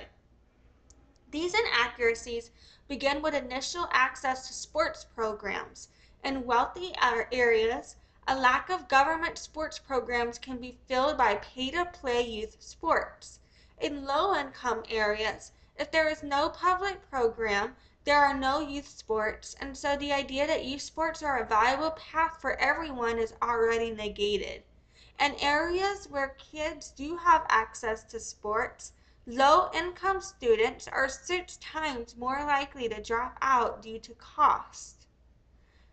However, families make incredible sacrifices to keep their children in the programs, with the hopes that sports will pay off in the long run and lead to college scholarships or a career, perceiving the odds of this to be much higher than they are. In reality, fewer than 2% of high school students are offered athletic scholarships. And what many don't realize is that the vast majority of these scholarships are partial, still leaving too much to cover for many families. What's more, even when an aspiring athlete does manage to go semi-pro, their career is all of a few short years, often leaving them with no plan and limited savings. Statistically, reaching a full professional career is incredibly unlikely and not a mass solution for kids in poverty. And then they say that when you add race to this, everything is exacerbated. The message that sports are their ticket to a better life and that their worth is their athleticism is hammered into low-income youth, particularly young boys of color, whose sports programs, while offering inherent and instant benefits of community, teamwork and exercise, and an alternative to getting into trouble, rarely connect to networks or non-sport skills that could realistically lead to long-term upward social mobility promised by society. I was just reading what this says. I typically like to use people of the global majority instead of people of color. And that's basically because I've been taught that it's a way not to other someone based on skin tone, but while still acknowledging the harms of white supremacy. But I can understand if that's also wrong, or you know, where to go next or something. But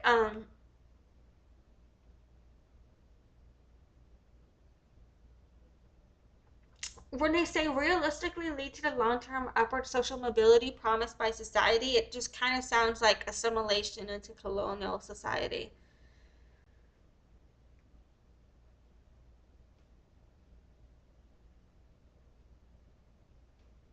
And then it also says, looking at the media, many of the black faces that kids see are either people who are in trouble or people who have widely successful sports careers. This representation and lack thereof gives a distorted view of what possibilities exist from a very young age. These sports programs divert family resources, not only financial but also of time and effort, from paths that have much higher potential to lead to success.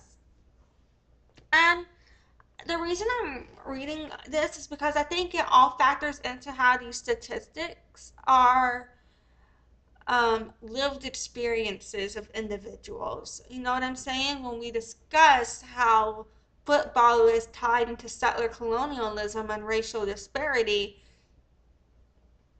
players is a way that happens.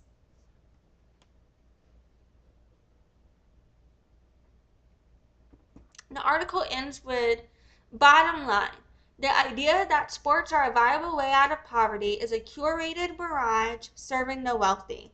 While young athletes intake the intrinsic benefits of sport, it is not a path likely to lead to long-term success or the connections necessary to achieve that success.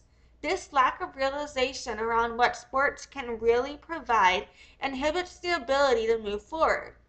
Parents, educators, coaches, and society as a whole must wake up from our collective American dream and realize that it is possible to hold on to the ideal of our country offering opportunities for the hardworking to end up better off than they started, while also acknowledging and addressing the systemic issues stopping many Americans from achieving this right now. I agree with half of this. I agree that the concept of sports being a viable way out of poverty is a curated mirage serving the wealthy. And I do not agree with the idea that, I agree that society must wake up from our collective American dream because it is a facade. But I don't believe that it's possible to hold on to the idea of our country offering opportunities for the hardworking, because to me, that's just upholding imperialism. You know what I'm saying? But, yeah.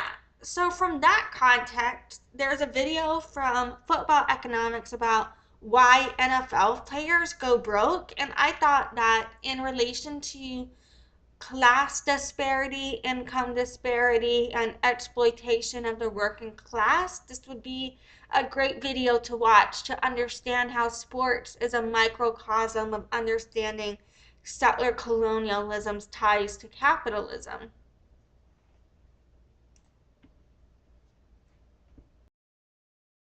All of his money buying all the priciest cars, the one who got swindled by his own pops. NFL players often go broke very quickly, very brutally. Their rise to the top is often meteoric, so when they fall hard. From legends enshrined in the Hall of Fame to perennial Pro Bowl performers. From a player who blew all of his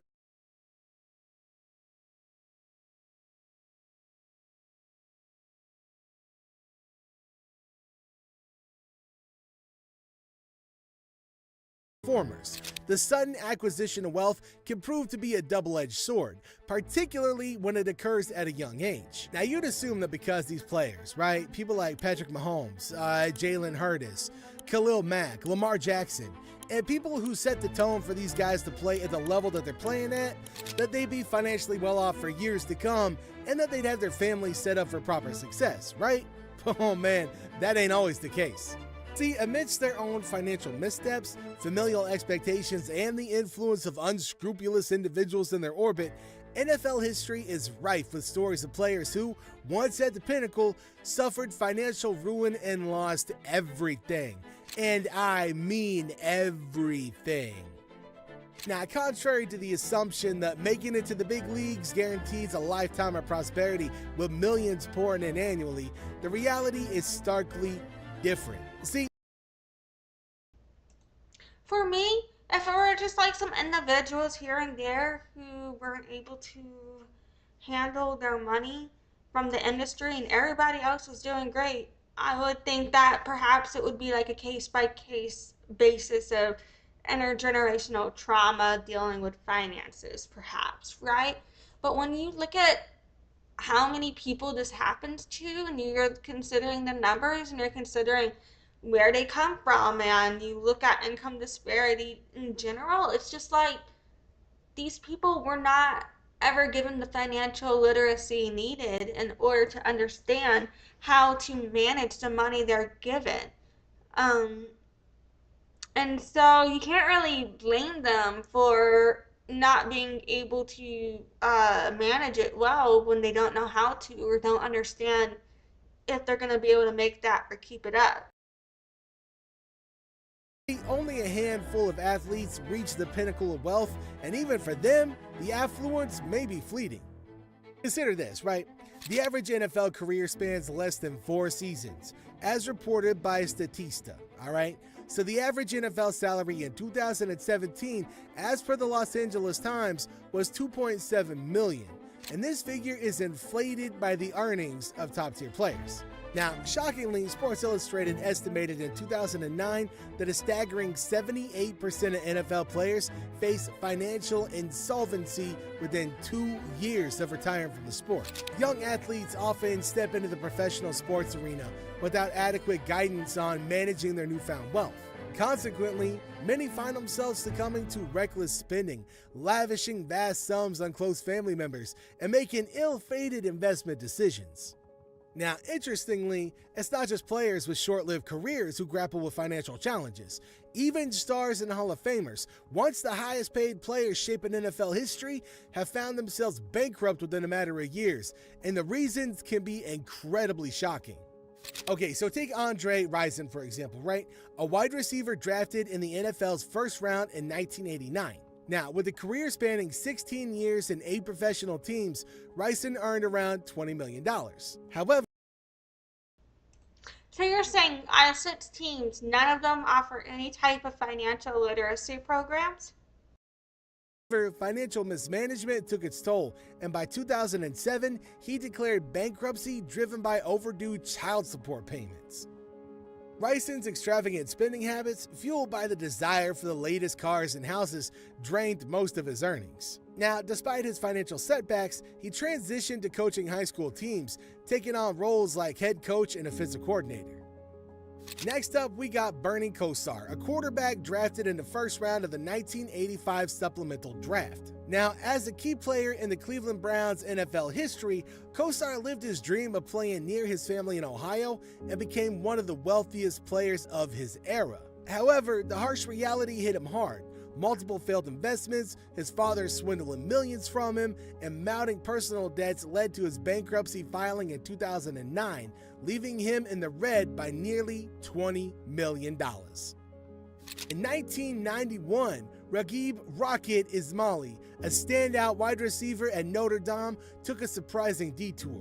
Despite being the presumed #1 NFL draft pick, he made headlines by signing a groundbreaking $18.2 million 4-year deal with the CFL's Toronto Argonauts, a move that reverberated across the sports world.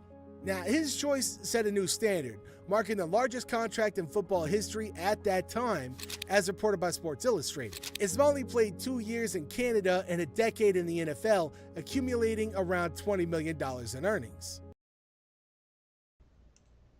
For me, for someone to, have that much money, and it's like really sad whenever you're looking at the amount of money these players have but aren't able to manage, and the absorbency of it all. I've never had access to that type of funds, but I do understand how, like, I don't have any money from any of the money I've ever made because I spent that shit. You know what the fuck I mean? So, yeah, like, but I've never earned that much money before, so I feel like that is very different when you're on a much lower scale, just buying what you need to keep going, versus when you had more than enough to keep going forever, but you wanted more than you needed.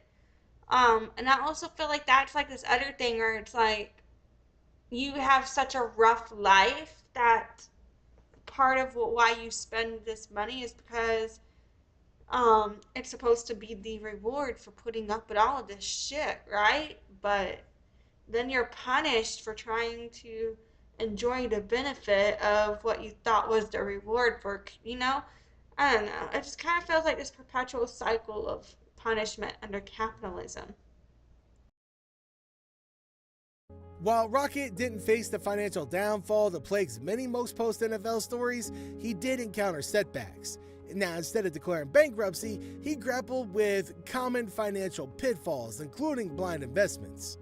As early as 1991, he invested $300,000 in a Hard Rock Cafe knockoff called the Rock and Roll Cafe, only to see the money vanish with no trace of the restaurant's fate.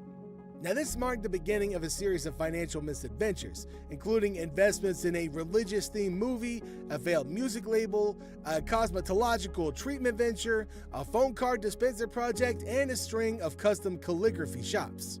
Alright, moving on, we also got former NFL quarterback Mark Brunell, whose remarkable career took an unexpected financial twist. Brunell's story began as a 5th-round pick, the 118th overall selection in the NFL draft. Now, over the years, he carved out an impressive legacy, earning 3 Pro Bowl selections, clinching victory in Super Bowl 44, and showcasing stellar performances with teams like the Jacksonville Jaguars and Washington Commanders. Now, all this contributed to a hefty career earnings tally of about 50 million big ones. But the financial narrative took a surprising turn in 2010 when bankruptcy filings revealed Brunell's staggering liabilities of nearly $27 million.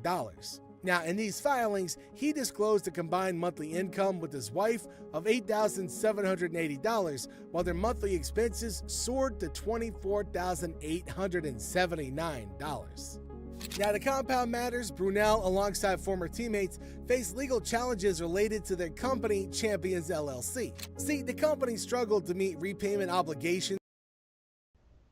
I think it's interesting. I know these are all also can be very different stories of trying to quote unquote keep up with the Joneses, so to speak, you know, spending money to look like you're making money in certain ways too. It's like, is this even a life to live?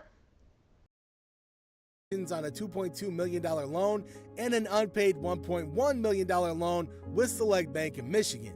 Now, the quarterback endured significant losses with failed investments in various companies, including Whale Burger, right, which helped deplete his savings and plunged him into more debt.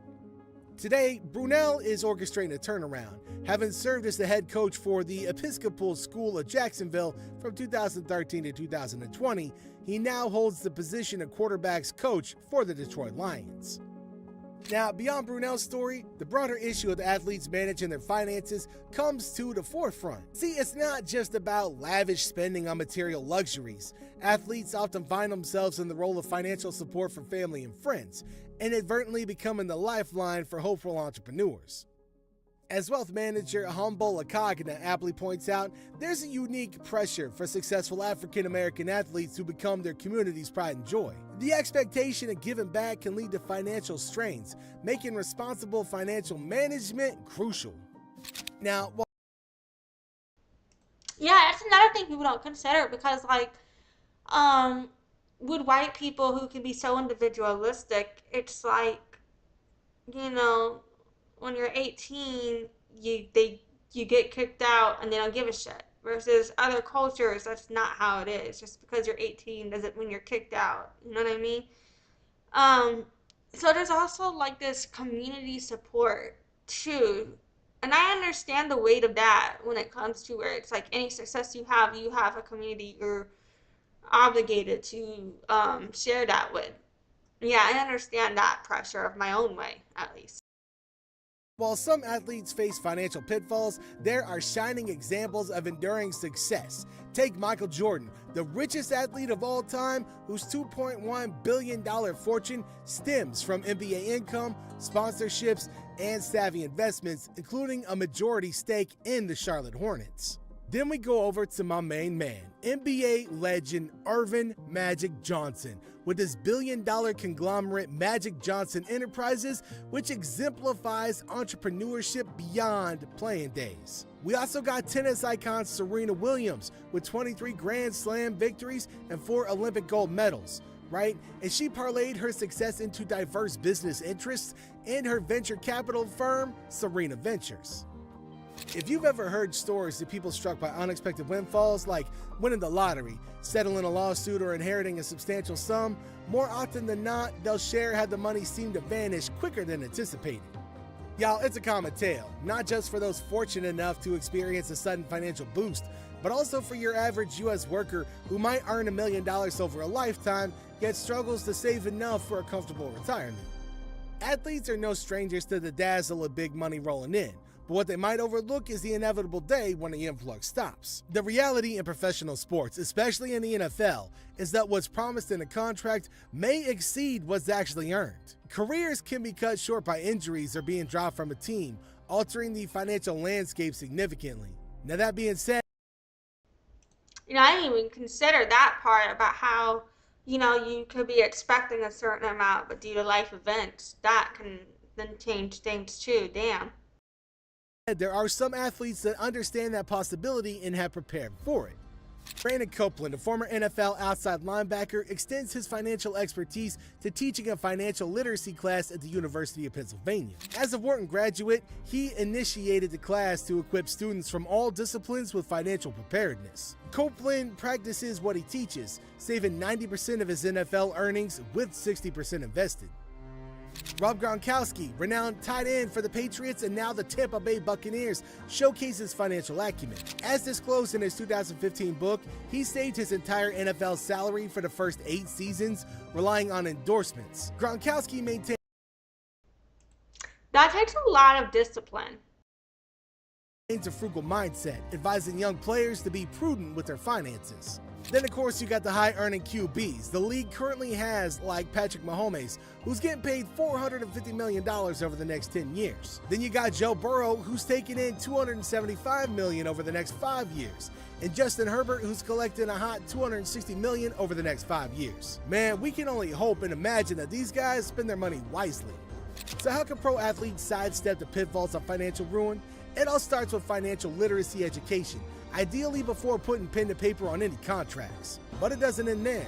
Ongoing money management training extended beyond the initial rookie camp workshops is crucial. Additionally, compensation structures that distribute earnings over time rather than in one lump sum can provide a buffer against financial freefall.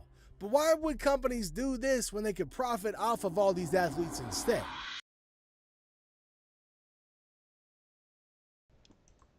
Right.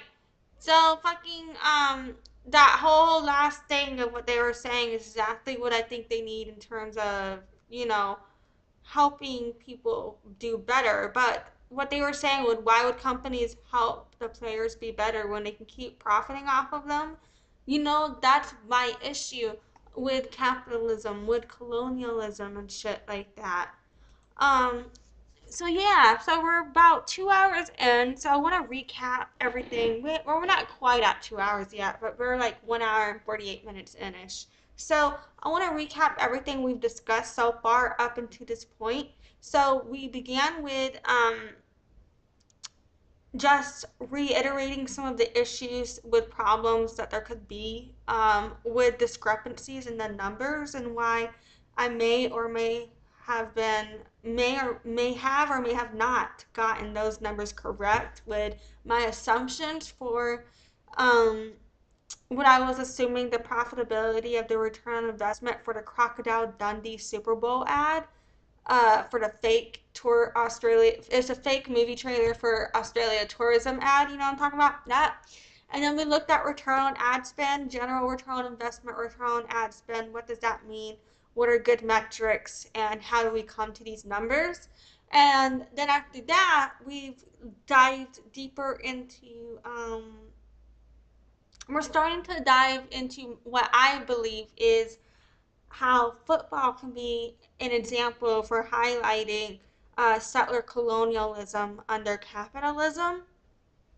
and how capitalism perpetuates settler colonialism. And you can see that through football.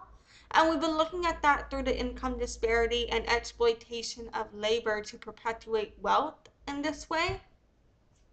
And so, yeah, we're going to keep that up next. We're going to be looking up into like how do you did the shows make money in terms of, you know, in consideration of the networks who profited off of the Super Bowl apparently. And then we'll also look a bit at an article called Sport, Colonialism, and United States Imperialism. And so we'll be looking at that, as well as the connection between football and indigeneity in America.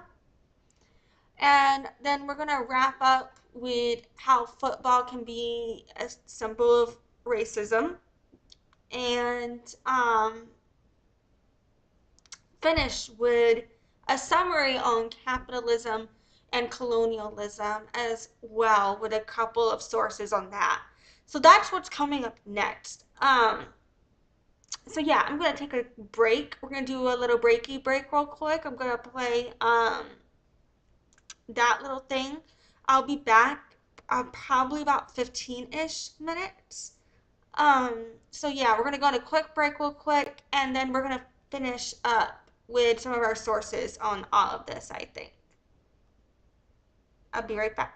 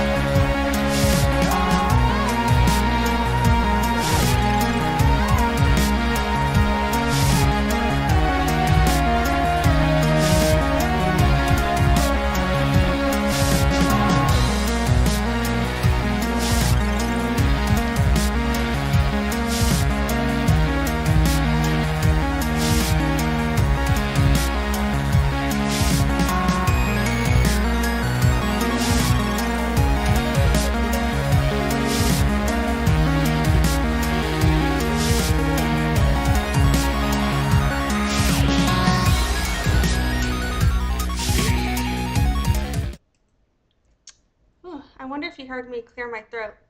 Sorry. Fucking, yeah. I was like, I forgot. I don't think I'm muted anymore. Oops.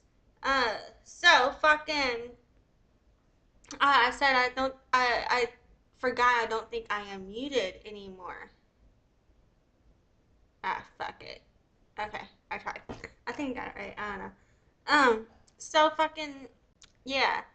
We've been talking about shit. We've been dealing with shit. We took a little breaky break, and now we are back. Fucking, let's check out how TV shows make money. So, this is just from Medium, and I know anyone can post on Medium, but there are guidelines for posting on Medium. So, I got me a little Ovaltine from my break, so we're drinking that now. But fucking, so there are a variety of methods, for the ways that TV's networks generate revenue, particularly given the fact that they're streaming versus over-the-top cable networks versus demand-side platforms you can place it with versus, however you want to put it out there, right? And I'll have to do different live streams about like the difference between DSP and OTT and stuff like that. But we can do that. But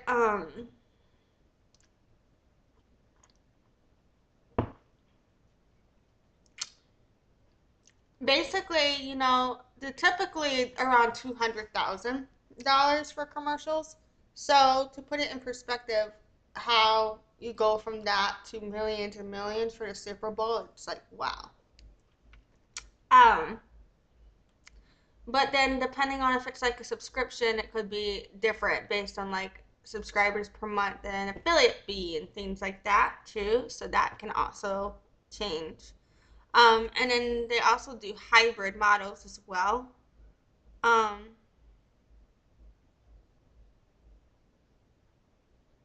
So yeah, but basically the conclusion of this little article is that the most coveted and expensive ad slots typically go to long-running, massively popular comedies and dramas on major broadcast networks. So they have huge engaged audiences. So yeah. And because those campaigns, run longer, you can kind of create more of an anticipated revenue stream based on that as well, I think. So from Macmillan High Red, is that right? .com. It says the economics and ownership of television and cable. And it kind of talks about understanding the TV economy today through production, distribution, and syndication of programming, the rating systems, which would be the views, and that set the advertising rates, and the ownership structure and controls and stuff that delivers content to our homes.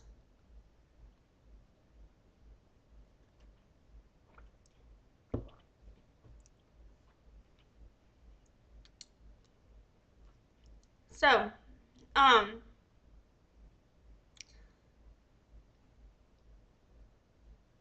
let's see.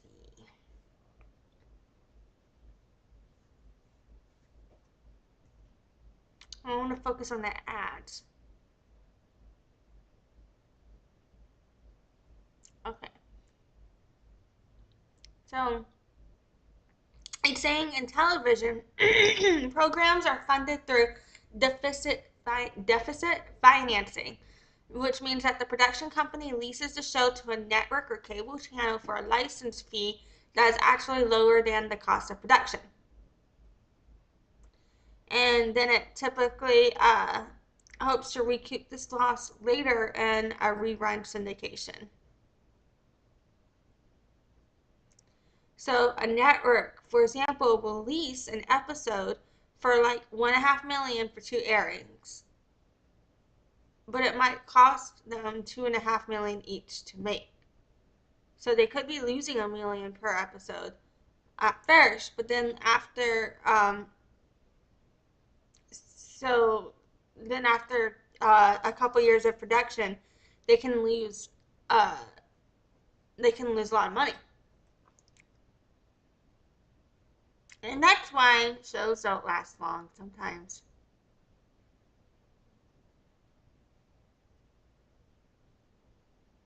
So, to save money, control content, many networks and cable stations create programs that are less expensive than sitcoms and dramas, like news magazines and reality programs.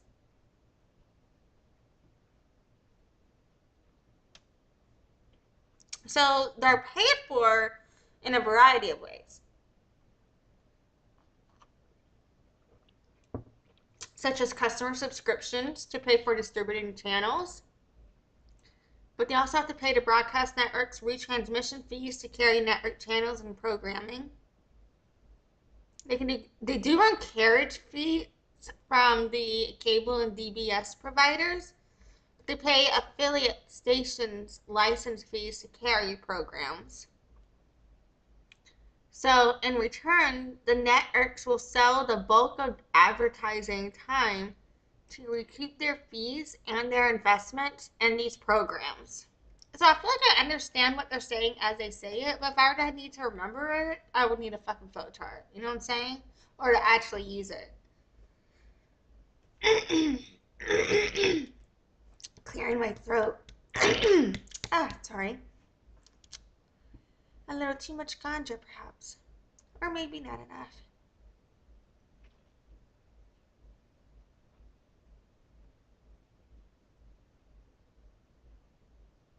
I'm trying to remember if that's decriminalized and if I can say that. Technically, it's not illegal to be stoned. It's just illegal to possess. Am I right? So, fucking, but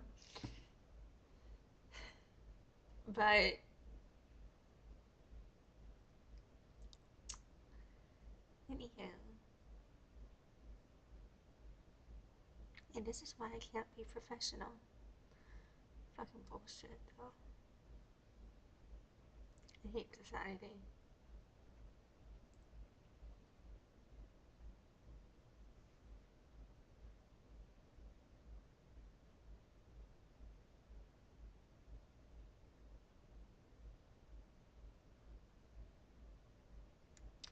So yeah, they're basically saying they make their money from reruns, as well as measuring the television programming, in order to then run ads. What they're saying right now is the biggest revenue game changer in the small screen world is probably YouTube, which I think is interesting. But yeah, it's super interesting to monetize on YouTube, because even if you haven't monetized your YouTube account, you can still monetize on YouTube just by way of promoting your business, you know?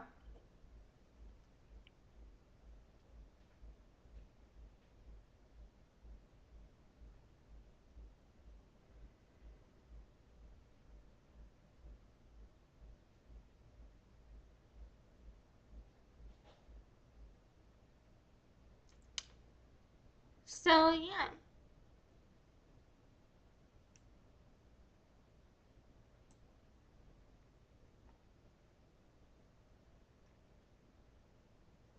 Fucking from all of that, we can kind of see where the money flows. I don't see much else from here that I really give a fuck about in relation to what we're talking about. But next up, we have, I figure I'd just read the beginning of this little thing called Sports, Colonialism, and United States Imperialism. I don't have access to the full article, but I just wanted to read the beginning of it because I thought that was interesting to find in context of everything that we've been discussing.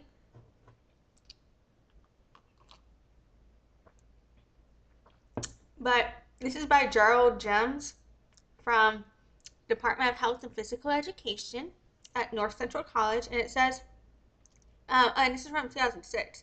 It says, by 1914, European powers, led by Great Britain, France, and Germany, controlled 85% of the Earth's land surface. By that time, the United States, itself a former colony, had become a major player in the imperial process. Over the past century, a number of American historians have glorified such expansionism as a heroic struggle, a romantic adventure, a benevolent mission, and a Darwinian right or inevitability. In doing so, they constructed, some might say invented, national identities. Would they have invented national identities? I feel like national identities have always existed. For example, like by clan. Okay, but anyway, only more recently, since the 1960s, have scholars questioned imperialism and its practices. Post-colonial scholars such as C.L.R. James and revisionist historians have used a more critical lens, sometimes from the perspective of the conquered and colonized. That sounds racist. I don't even know what happened, but I just feel like calling someone conquered and colonized is probably racist of you. Was this a white person that wrote this? Okay, let's keep going. James's influential Beyond the Boundary, 1964, assumed a Marxist paradigm. You know, I'm gonna have to do a whole different live on why I think Marxists could potentially be racist, because fuck that dude and I'm tired of explaining it. Then I can just link people to that video. Okay, and that's a paradigm and its investigation of the role of cricket in the process of subjugation. Most other analyses have taken similar theoretical perspectives. Over the past dozen years, British historians, led by J.A. Mangan, I don't know, have conducted a thorough examination of the role of sports and education in cultural imposition. You know who else said thorough examination? Alexander Graham Bell. Anyway, American and European scholars, however, have not kept pace. Alan Gutman's Games and Empires. Now I got Foolish Games stuck in my head. You know, Jewel? Foolish Games. Whatever, something like that. Anyway, fucking 1994 remains the only comprehensive American study, while Joel Franks has published two recent inquiries into cross-cultural sporting experiences in Hawaii and the Pacific. Joseph Reeves' Taking in a Game, A History of Baseball in Asia, 2002, is a welcome addition to this short list. Murray Phillips offers a useful critique of newer work in his Deconstructing Sport History, the Postmodern Talent. So yeah, I guess from here we can see some additional sources that could be had if you want to look into further this whole concept. Based, the title seems to be in contradiction to what I feel like the words put out by the beginning are. But you know what? We didn't come to the conclusion, so perhaps it's just about reiterating the ideologies that have been pushed. I don't know. Okay, so now we've got a different article called How Football Shaped Indigenous Identity.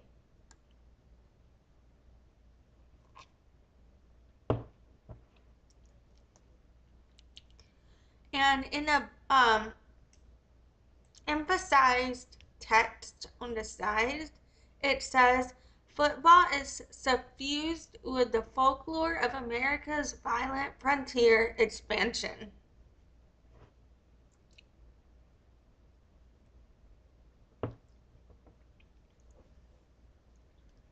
And it's talking about how during the Super Bowl for the Kansas City Chiefs and the San Francisco 49ers, that there will be at least some headdresses with, from Chiefs fans with the stadium chanting and the tomahawk chopping their way through the team's first appearance in the big game since 1970. That line doesn't make sense to me, but yeah.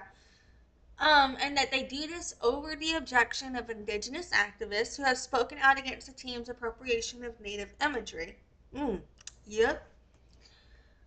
And then they say on the other side of the stadium in Miami Gardens, Florida, fans will be wearing the scarlet and gold of the 49ers, a team name that likewise evokes American frontier history. The California Gold Rush ushered in a wave of violence and destruction for the original inhabitants of the land at the hands of the white settlers. Football, a sport that rose to prominence as the western frontier was closing, is so suffused with the folklore of the country's violent expansion that even today, more than a century later, the dominant motif is still pale faces versus redskins. Oh, you know what? I don't think I forgot to write. This is written by Camille Squires, by the way. Okay. And it says, casual fans know that American football culture has always had a deep and complicated relationship with indigenous Americans, as the regular protests over mascots and nicknames can attest. But that understates things. Football as we know it would not exist without the contributions of Native Americans. Well, literally, considering your own native land. I mean,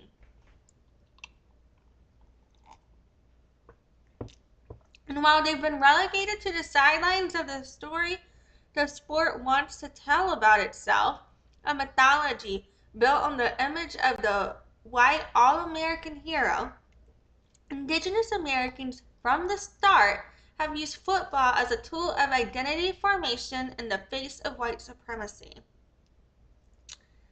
And according to a historian named Dr. Beth, I don't know how to say her last name, they were the original student athletes. Through intercollegiate play and through the publicity of the boarding schools, that really helped solidify football as the mainstream national pastime. The most famous of the boarding schools was the Carlisle Indian School in Pennsylvania, a federal boarding school established in 1879. These are also referred to as genocidal prisons, by the way, with the explicit goal of assimilating Native children into white society.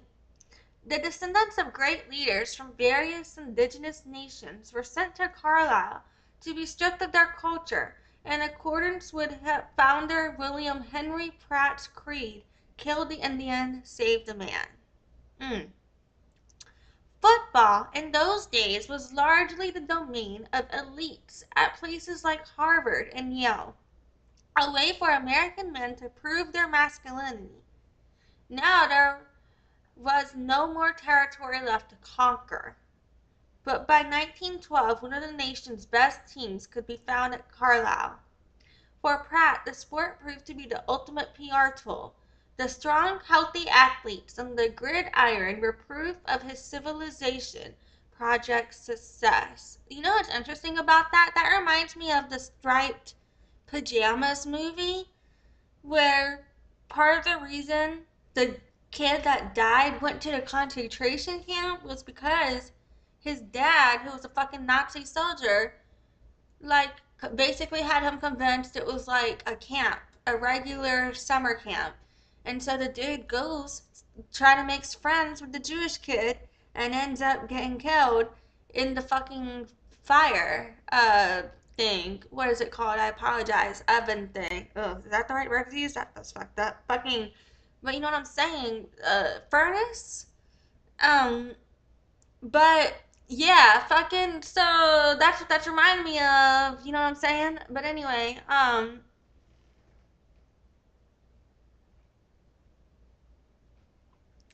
but then I don't like this right here. They were a curious spectacle. Fans and donors flocked to Carlisle to watch Glenn Scobie, Pop Warner, and his band of Carlisle Indians compete in the white man's game. Fans and donors. So it's always been this way. You know what I'm saying? It was never not rooted in capitalism, if you think of it, and in settler colonialism, if you think of it. You know what I'm saying? Based on premise alone of the formation. And then it says football culture has always had a deep and complicated religious relationship with indigenous Americans. I think I read, because relationship and indigenous were over each other, and I read them together instead of apart. Oops.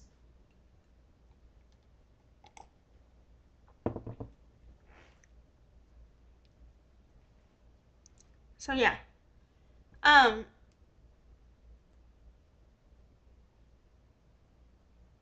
this is all some pretty triggering stuff. I feel like it's all very important to know. But I don't think I'm, I love, like, at what point do I balance the acknowledging things, like, because I do have my own history. If some people say, that I'm just, part native, I'm native, I'm overthinking it. And some people don't consider me native enough based on my lineage. So it would depend on who you ask. Um, However, so I understand issues from the perspective of my family history. But I don't feel comfortable speaking for other people's histories on you know what I'm saying? I don't know. But then sometimes it's like in decolonizing, I don't feel right if I don't acknowledge part of history. So it's all about finding the balance on things, like understanding when should I just like shut the fuck up and when should I be speaking on things, Because sometimes it's like if you don't say something, people are like, well, you're not talking on it. And sometimes if it's like if you're talking on it, people are like, well, now you're exploiting it. And then sometimes, there's like reasons like yeah, that's like when I understand things as definite exploitation because someone's trying to profit off of something or build a platform off of something, for sure. But when it comes to where is that line between discussing my value alignment while my focus is on other things, you know? At what point do I cross that line is where I wonder. Um, but yeah, fucking.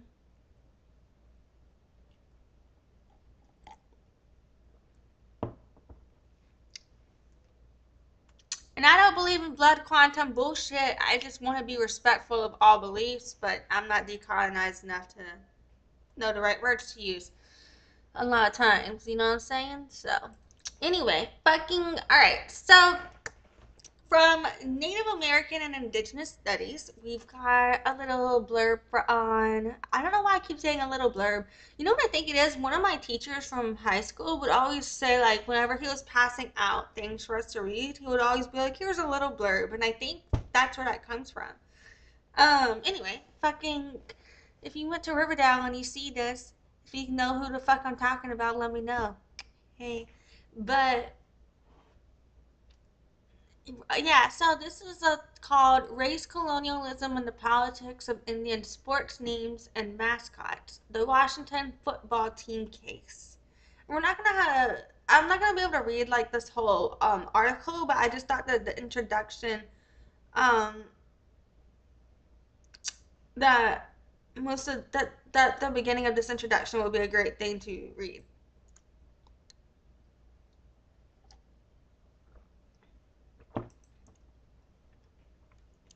And this is by Kevin Brunel. And I have the the introduction. I apologize. The introduction of it is on two links for it. The introduction from Muse, Project Muse, and then I have the from New York City Stand with Standing Rock WordPress link as well.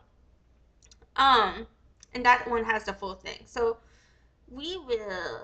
we're just gonna read. It's a 35 pages. I think we're just gonna look at the intro. We're just gonna do the introduction and possibly the conclusion. Yeah, we're just gonna do the introduction and the conclusion on this guy. Okay. So it says, in July 2014, the Center for American Progress released a study entitled "Missing the Point: The Real Impact of Mascots and Team Names on American Indian and Alaska Native Youth." Written by Eric Stegman and Victoria Phillips, this study further substantiated that the use of Indian team names and mascots has a clear negative social and psychological impact on Indigenous people, especially young people.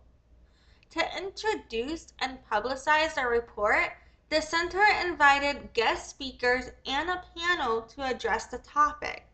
The keynote speaker was Congresswoman Betty McCallum, who, in discussing the controversy over the Washington football team's name, noted that if a derogatory word for people who are Jewish, African American, or Chinese was proposed as a sports team name, it wouldn't be allowed. No one would stand for it, but for some reason, the term Redskin gets a free pass. Rep. McCallum is firmly on the side of those seeking to end the use of these names and mascots for sports team at the high school, college, and professional level in the United States. Gross. Not gross on concept of the theory of we should end this, but this, I feel gross repeating this because it feels like an advertisement for a representative. Anyway, but I don't believe in using these names and mascots for sports teams at the high school, college, or professional levels, but I am against U.S. imperialism. I should clarify that. So let's keep going. At the same time, her for some reason statement reveals an underlying confusion about why this is even an issue at all, and why there has not been comprehensive indignation and swift action to end this practice. McCallum is not alone in her confusion, as it is articulated often by those who oppose such names and mascots. The source of this confusion is the inability to grasp the manner in which settler colonialism is both ubiquitous and, for most people, relatively invisible in U.S. political and cultural life. The history and present of settler colonial violence toward and dispossession and appropriation of indigenous peoples' bodies, territory, and identity is ever present in the sports names and mascots issue. Yes, that's what the fuck I'm talking about right there. Right? And okay, let's go. However, what most political actors and observers see and discuss in this debate is not settler colonialism, but rather race and racism. To deem as racist names such as the Redskins is not so much wrong as it is analytically incomplete and thus politically off the mark for grasping why these names and mascots get a free pass, why they were created in the first place, persist, and are so vehemently defended today by those who seek to maintain the status quo. Yes! Dude, bro, whoever the fuck wrote this shit should be a writer, because they had me at the beginning. I was like, yeah, fuck this bitch. And then I went from being like, fuck this bitch to, yeah, this dude's the shit. So this is good writing. You know what I mean?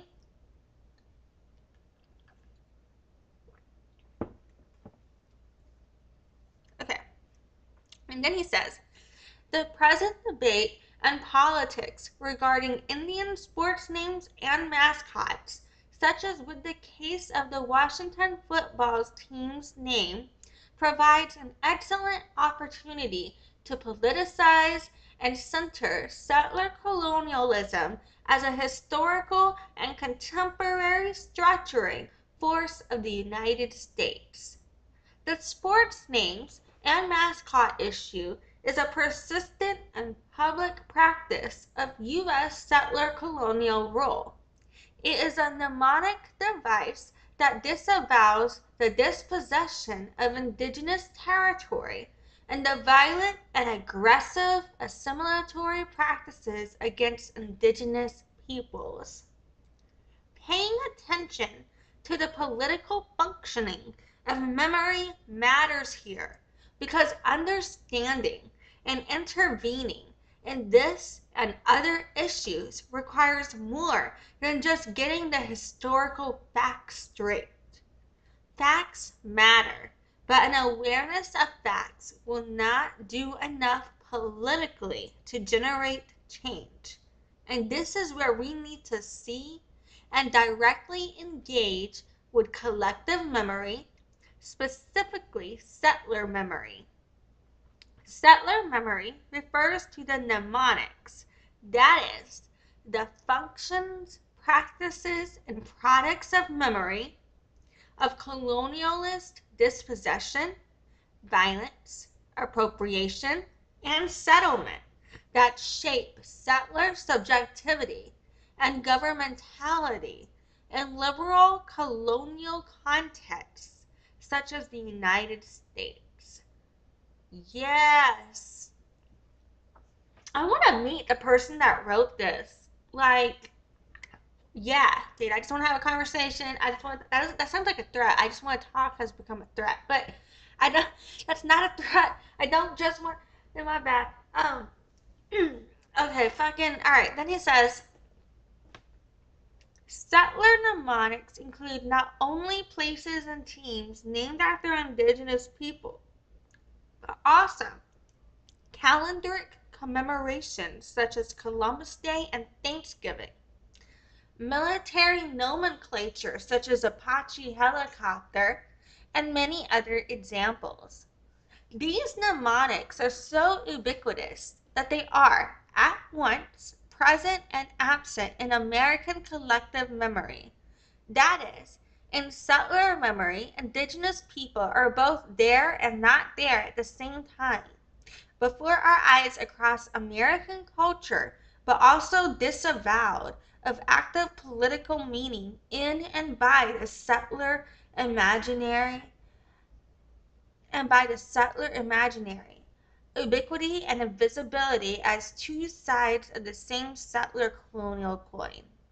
I apologize. I got so distracted by the people are both there and not there at the same time that I was having a problem to process the rest of this sentence. But the reason I got caught up here is because of I had just said, like some people are like, okay, well you have native ancestry, you are claimed by your tribal historian in connection with your community, etc. Therefore, you can claim, that line of native descendancy, whereas based on my lineage, others wouldn't consider me quote unquote native enough. And so for me to have been thinking on that and then to read in settler memory, indigenous people are both there and not there at the same time, it's kind of interesting to me. And I know that that's not what it means either, because I think what they're possibly referring to, because I cannot speak for the author, of course, is the fact that we teach about native people as if they were ancient, as if they were here thousands of years ago. I mean, we're here thousands of years ago, but as if they were not, as if it was thousands of years ago that native people existed at all, and they're not here anymore, almost, in a way. Is what I feel like it could be referring to.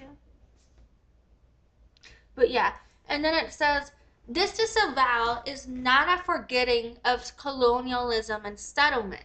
The problem with American settler society's relationship with its past resides in the manner in which the nation and its component part remembers and reproduces its past as facts and myths, and the important role of this remembering in the re-legitimation of contemporary violence, dispossession, and appropriation. This is a cycle that replays and reproduces settlement on a mnemonic loop. Indian team names and mascots are a public example of this contemporary loop in the American settler memory and imaginary, whereby indigenous people are both everywhere in symbolic appropriative form, but relatively invisible as active contemporary political subjects. That is beautiful articulation of what I wish I could say. And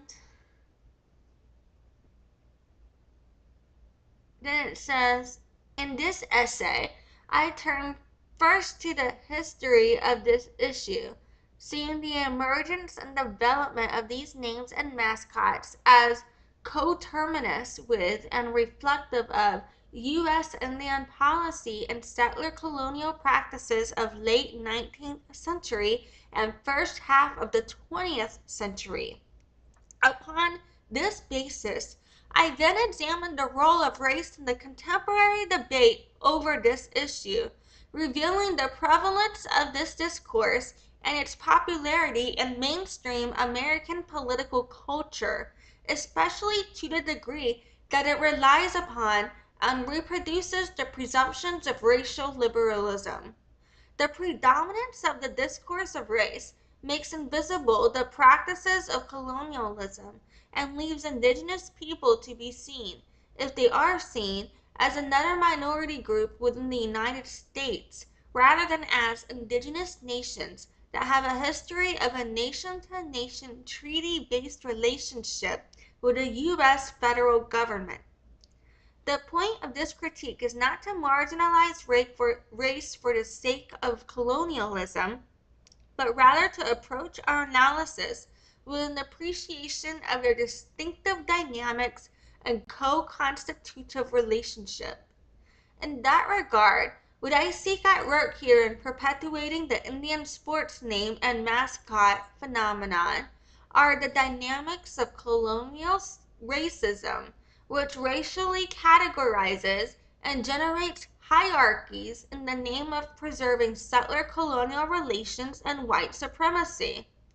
After setting out a corrective that centers settler colonialism, I analyze and critique two popular claims made in defense of these team names and mascots, that it is a tradition of the team and an honoring of indigenous people. While I focus on the example of the Washington team name, I see the dynamics at work in that case to be representative of the wider politics and discourse around this issue.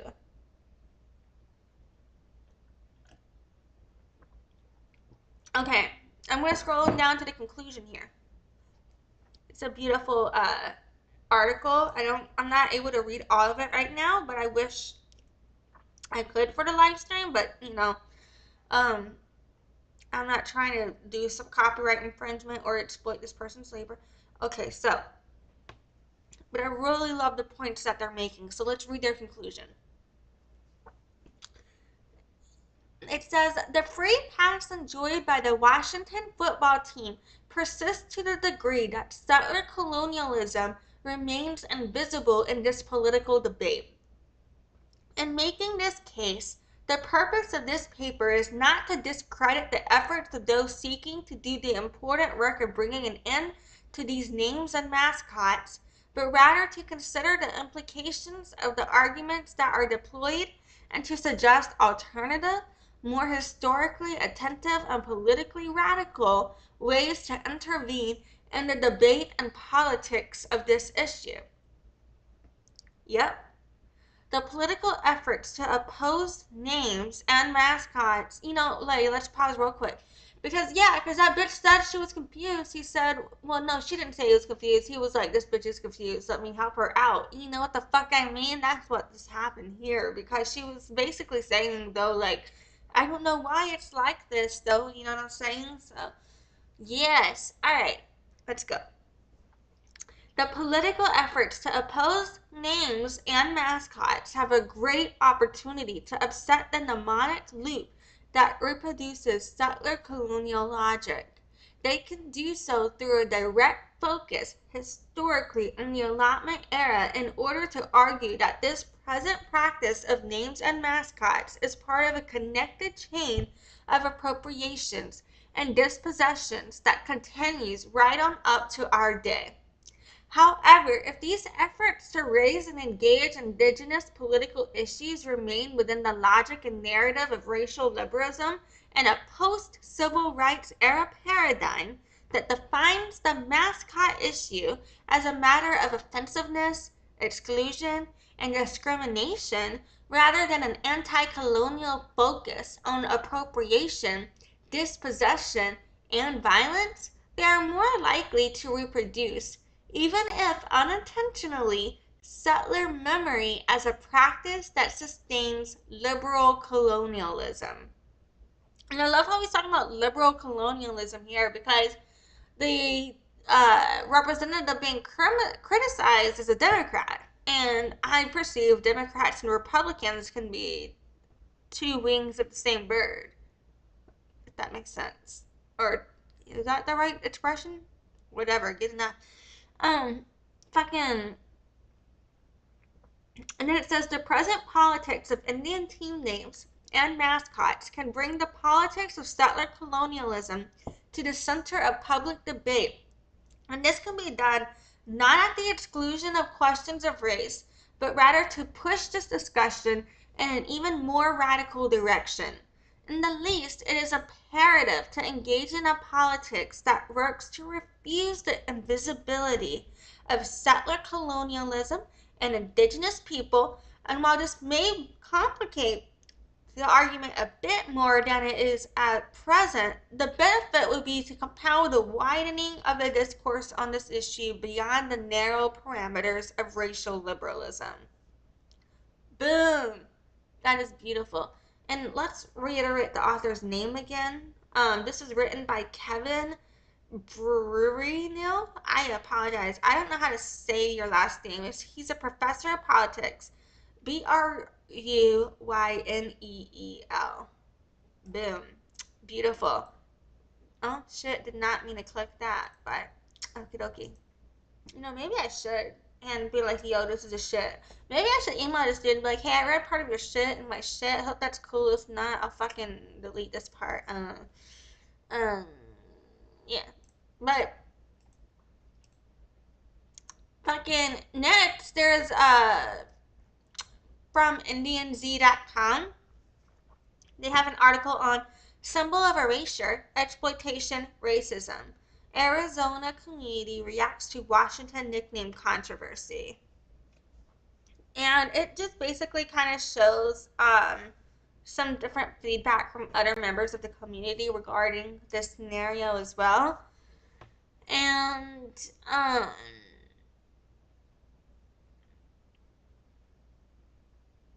let's see. So, one quote says, a lot of Native American people do not want to be looked at as a sidekick, a caricature, or a stereotype, said Douglas Miles, an artist, activist, and member of the Apache tribe. This is all we've been given. It is all we have. Unfortunately, there's this kind of strain. We've just been conditioned to accept it. Even now, it's still an uphill battle. Although the NFL franchise has held the name since 1933, it is one that does not belong in sports, said an associate professor and co-founder of American Indian Studies at Arizona State University.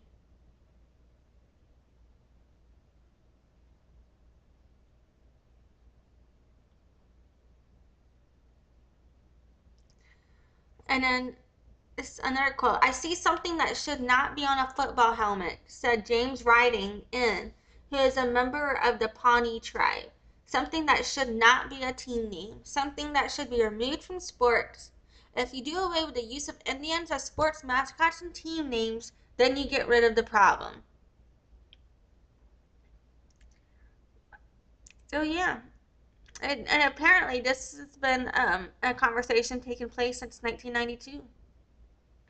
And activists such as Amanda Blackhorse have been working on this. And Miles, who we mentioned earlier, founded the What Try Project, which was an art-focused project to address stereotypes of Native people. I love that for him.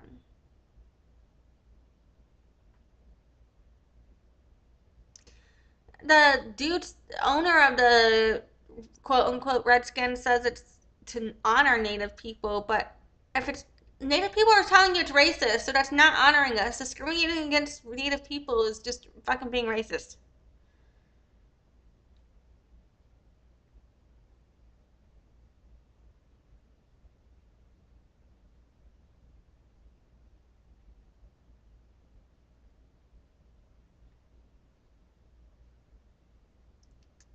So yeah.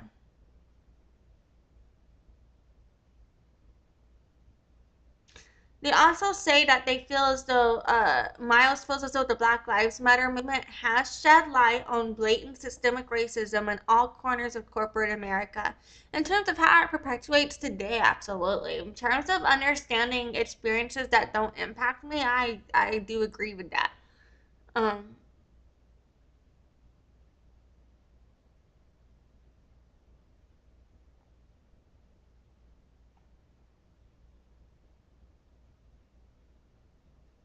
And I love right here, Miles also said, um, people have a right of opinion, what that means to them. Their right to sovereign point of view and their opinion. From tribe to tribe, tribes have to respect other tribes' point of view and opinion. And so he respects their opinion, but does not agree with the use of that type of mascot imagery.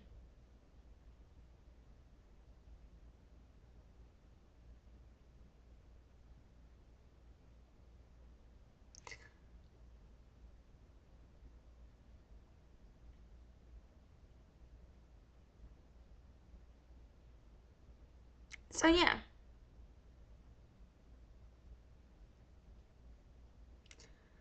Um,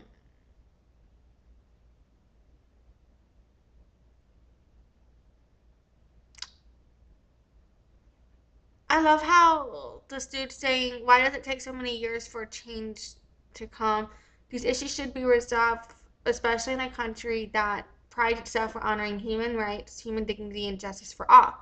And I love that he's highlighting how fucking hypocritical this country is right here. And then I just want to look at the ending of this. Hopefully, we're at 136. I'm just going to refresh because it's been giving me shit all day anyway. Um, I just want to highlight like the end of this little proud to be mascots thing right here. Native Americans call themselves many things. The one thing they don't.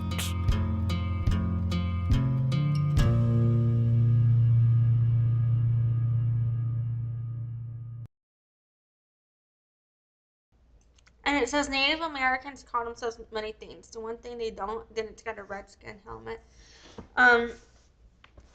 So, and this is from the National Congress of American Indians. So I just wanted to put that out there. And this is a beautiful ad, and it shows, how Native people, it lists different roles we have in our communities, as well as different tribes we can come from, and it shows us, shows different Native people like drumming, and things like that, and just different photos of different historic figures, and then contemporary families as well. And this is linked as well in this video description. So from there, I wanted to also just kind of take a look at this article from A History of Domestic Work and Worker Organizing on Capitalism and Colonialism. And there's an audio here. You know what? I didn't look at that before, so I'm not going to deal with that. Basically, it says, capitalism emerged as a modern world economic system in the 1400s with European colonial expansion. This brings me to another point. I actually read a book called, by William Goetze. I think it's spelled Goetze, but I could be wrong. Called Money Changes Everything: How Finance Shapes Civilization. I think that's what it's called. And I'm pretty sure he kind of ends up showing how capitalism, and the creation of money actually began in ancient times. But all right, let's keep reading. It says the Portuguese, Spanish, maybe they meant capitalism as we know it today, but the Portuguese, Spanish, Dutch, English, and other nations invaded foreign territories and seized their land. They turned the land into a commodity to exploit and generate wealth. Colonizers relied on the enslavement of Native Americans and Africans because unfree labor guaranteed the high. Did they mean free labor? Unfree? Or do they mean slave? That makes no sense. Because it's free labor. Pretty much slave labor guaranteed the highest profits. They also used indentured servitude and contract labor, which forced people to work for years without pay. Women made up a significant part of this workforce. This violent process allowed colonizers to accumulate immense wealth for their empires. Slavery financed a wide range of economic activity, such as shipbuilding, railroads, banking, insurance, new forms of commerce, the rise of manufacturing, and industrialization. European colonizers justified conquest and the imposition of capitalism with the claim that they were racially superior and divinely sanctioned to rule. Colonizers divided the world between superior and inferior people, civilized versus savage, Christian versus heathen, male versus female, white versus black, and rich versus poor, etc. This worldview became entrenched in capitalism. Colonialism imposed this worldview around the globe. Today, capitalism continues to perpetuate white supremacy, patriarchy, colonialism, imperialism, and other forms of oppression. It also perpetuates a global division of labor. For example, the nations from the global south are rich in resources, but the poor do not control the wealth that is generated from those resources. Instead, they are often forced to migrate to work in wealthier nations. Keeping domestic labor unpaid or very low wage has been central to this system of capital accumulation. Domestic workers have been among the most exploited under capitalism, but they and their children have also formed some of the most visionary movements for freedom. Their liberation can challenge the entire system of oppression and exploitation upon which capitalism is based. And this is from a lecture called about the history of capitalism by historian Robin D. G. Kelly.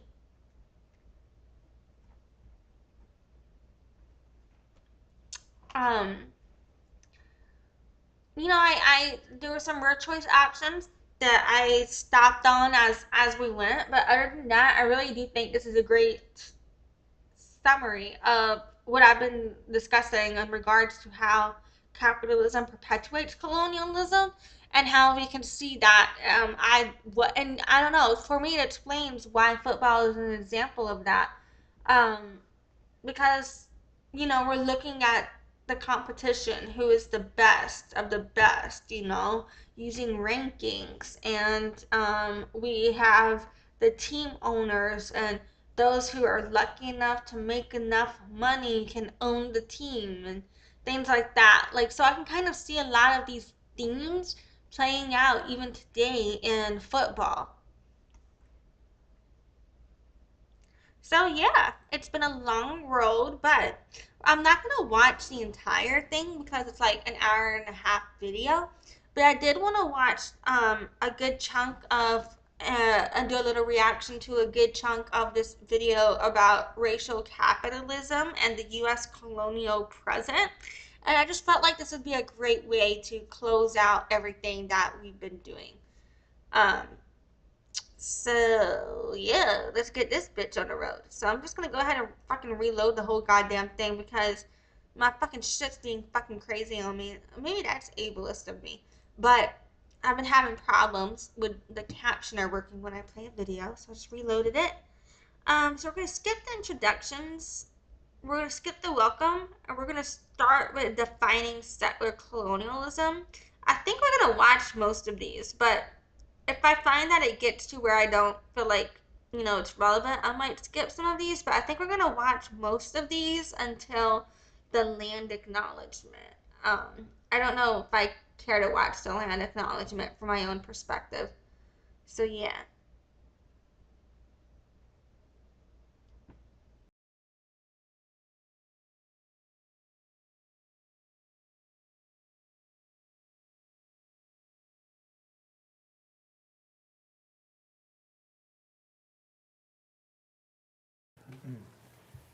Thank you. I'm so happy to be here, sitting with some of my favorite intellectuals, not only in the front of the room, but throughout the entire room. Can you hear me in the back? Yeah? All right.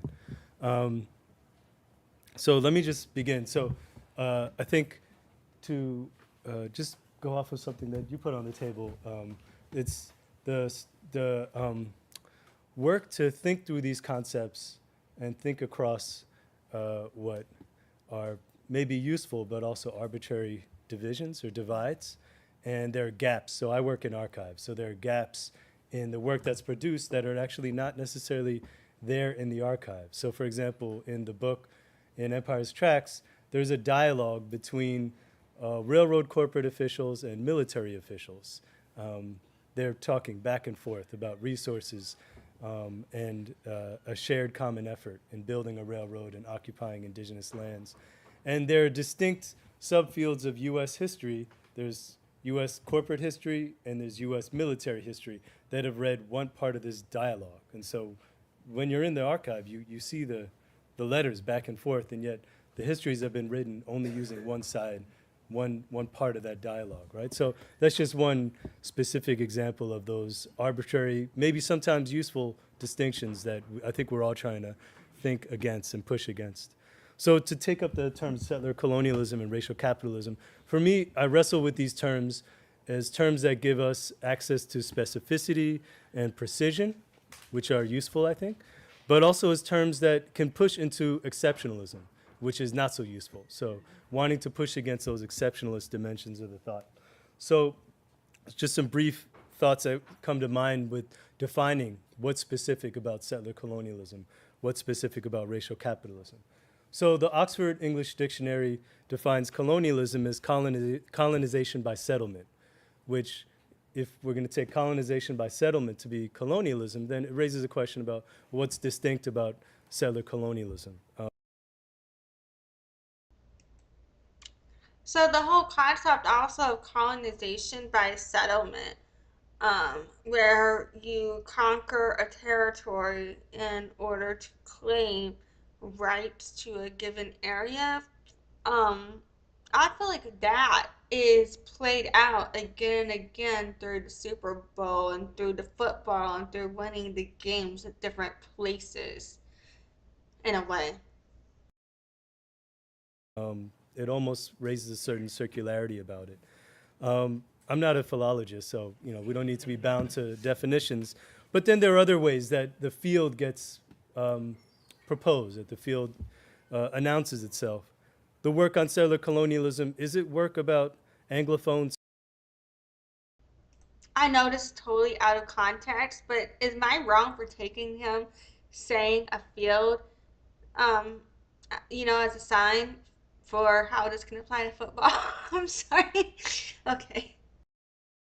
Settler colonies, is it work about the British Empire, the Commonwealth plus the United States? So for example, the history Replenishing the Earth by James Belich is a work about settler colonialism and Anglophone settler colonies, leaving out Ireland, which to me is interesting, an interesting relation. But, so if we forget. Okay, you keep saying Anglophone. I've heard Anglo-Saxon. I've actually never heard Anglophone before, so that's actually great for me. That historical precedent or fact. Anglophone settler colonies, is this what settler colonialism is? Robin D.G. Kelly has pointed out in an engagement with Traces of History, Patrick Wolf's last book, that the field in many ways leaves out Africa, the continent, and different sites by different empires. We could think of Algeria, we can think, of course, of South Africa, we can think of Kenya. And, it leaves out not only these histories, the space, the geography of Africa, it also leaves out the political truth, the political, seemingly important fact that these are sites in some places where settler colonialism failed or where settler colonialism was defeated. And then, for us living, let's say, in North America, what lessons can be drawn from the defeat of settler colonialism in Southern Africa? So the field, proposes and defines itself in certain ways that leave potentially very important questions off the table for us. Racial capitalism is a term that I use that's really central to my thinking, but there's certain challenges that arise with racial capitalism. The term itself, I think, is it reminds us all that capitalism always has proceeded on a racial basis.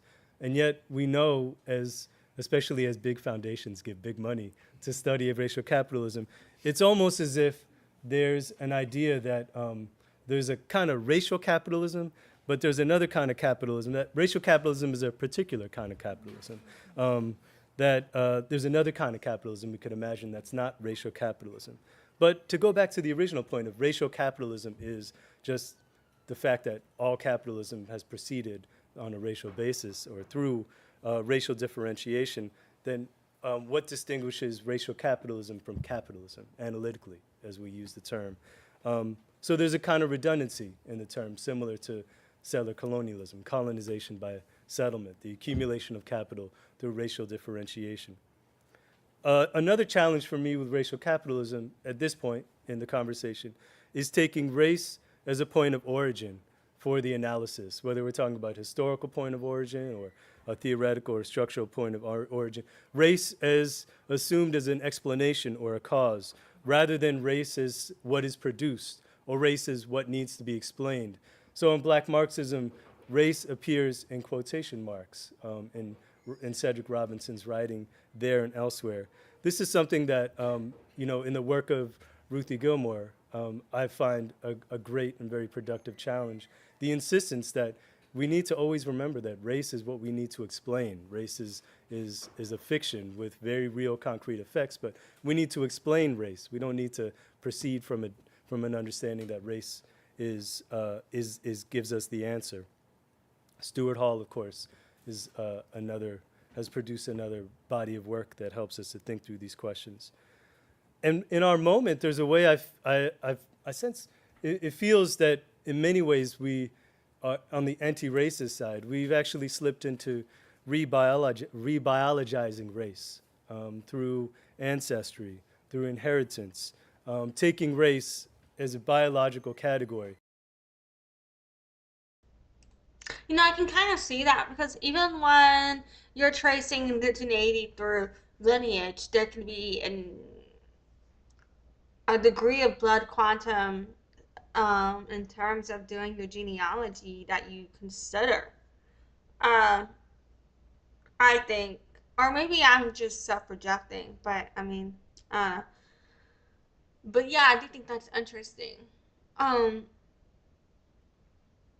But okay, so it's making some great points on the theoretical exploration of racism as it relates to settler colonialism, and I do think that matters with the perpetuation of settler colonialism through capitalism. And I do think it matters in regards to football as well because of how football can be a microcosm of racial disparity and exploitation of labor based on race as well. So yeah, I guess I'll keep watching this. We'll see what happens. Some learning material for everybody. Not like the crazy eugenicists, but it's almost slipped into the conversation, slipped into the analysis, rather than taking race as a feature of political economy, which I think is actually the lesson I take from the idea of racial capitalism. So stop me if I'm going on too long. I can talk for a long time, but So yeah, I'm gonna take this time to kind of skip through here. I am interested in the concept of Gerald Horne, but to be honest, I don't know about Gerald Horne. So to stay on topic in my head, I'm gonna go to imperial sovereignty next.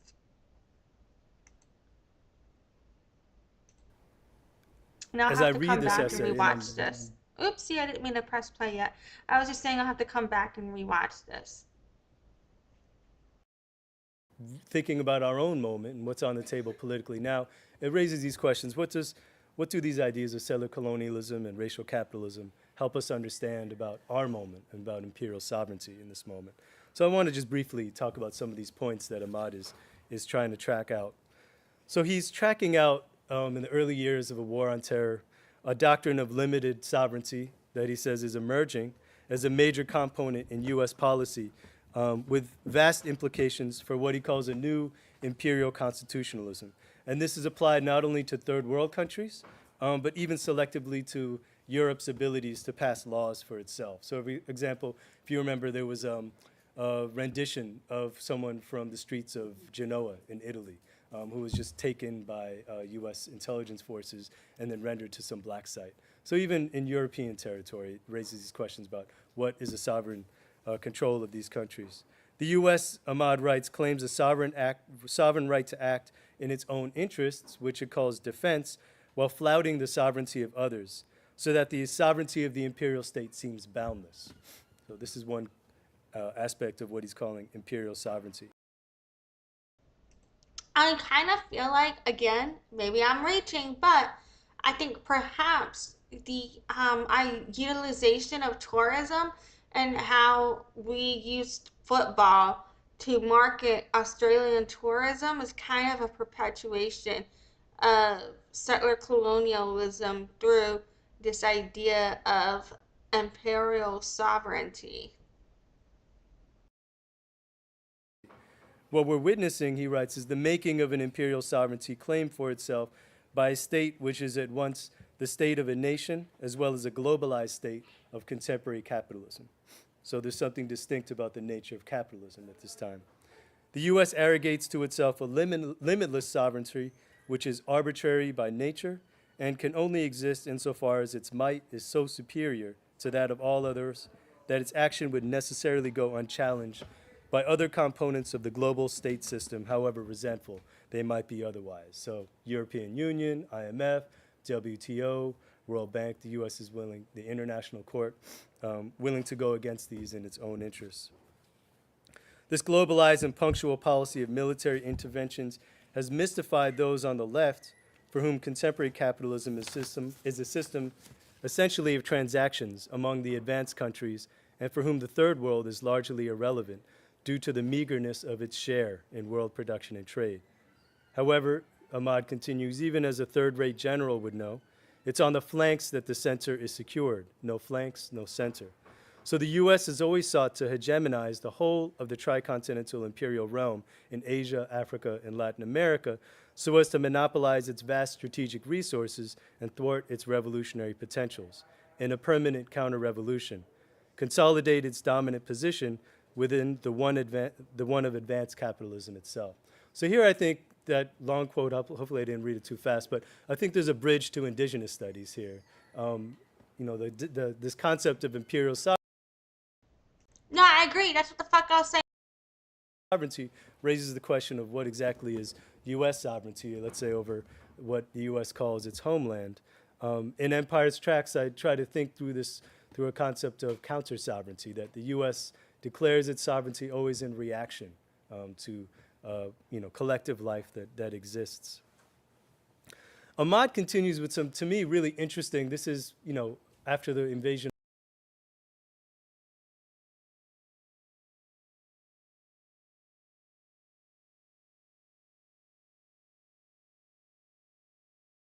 of Iraq, really interesting notes and insights on settler colonialism itself. So this is the reason why I want to set this up with his essay.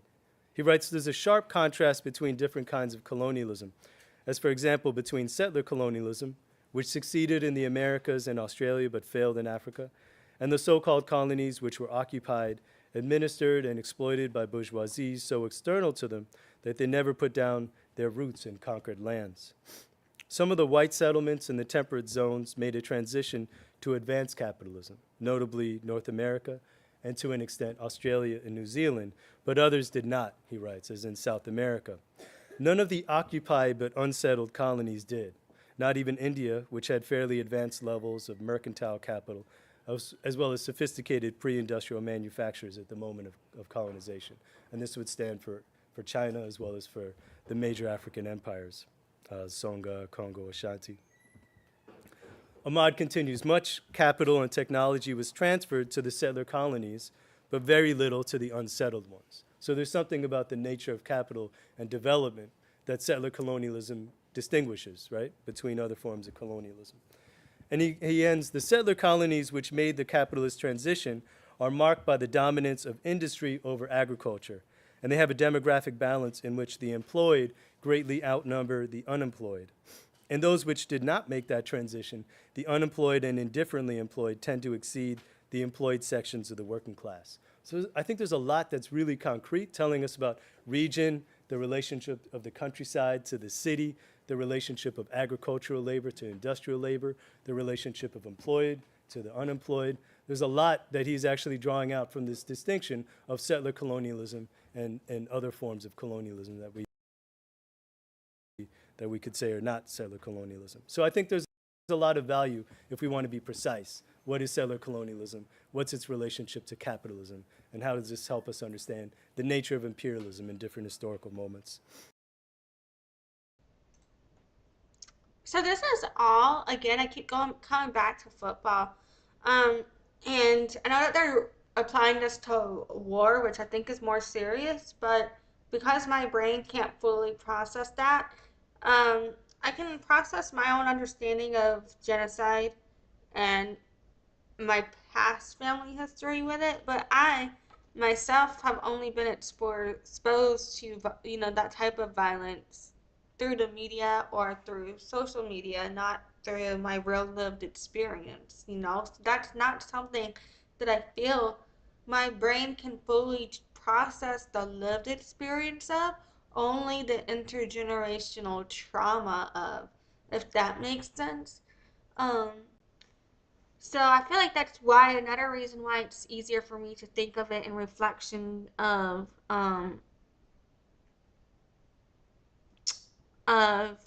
fucking football over the actual violence of genocide and war.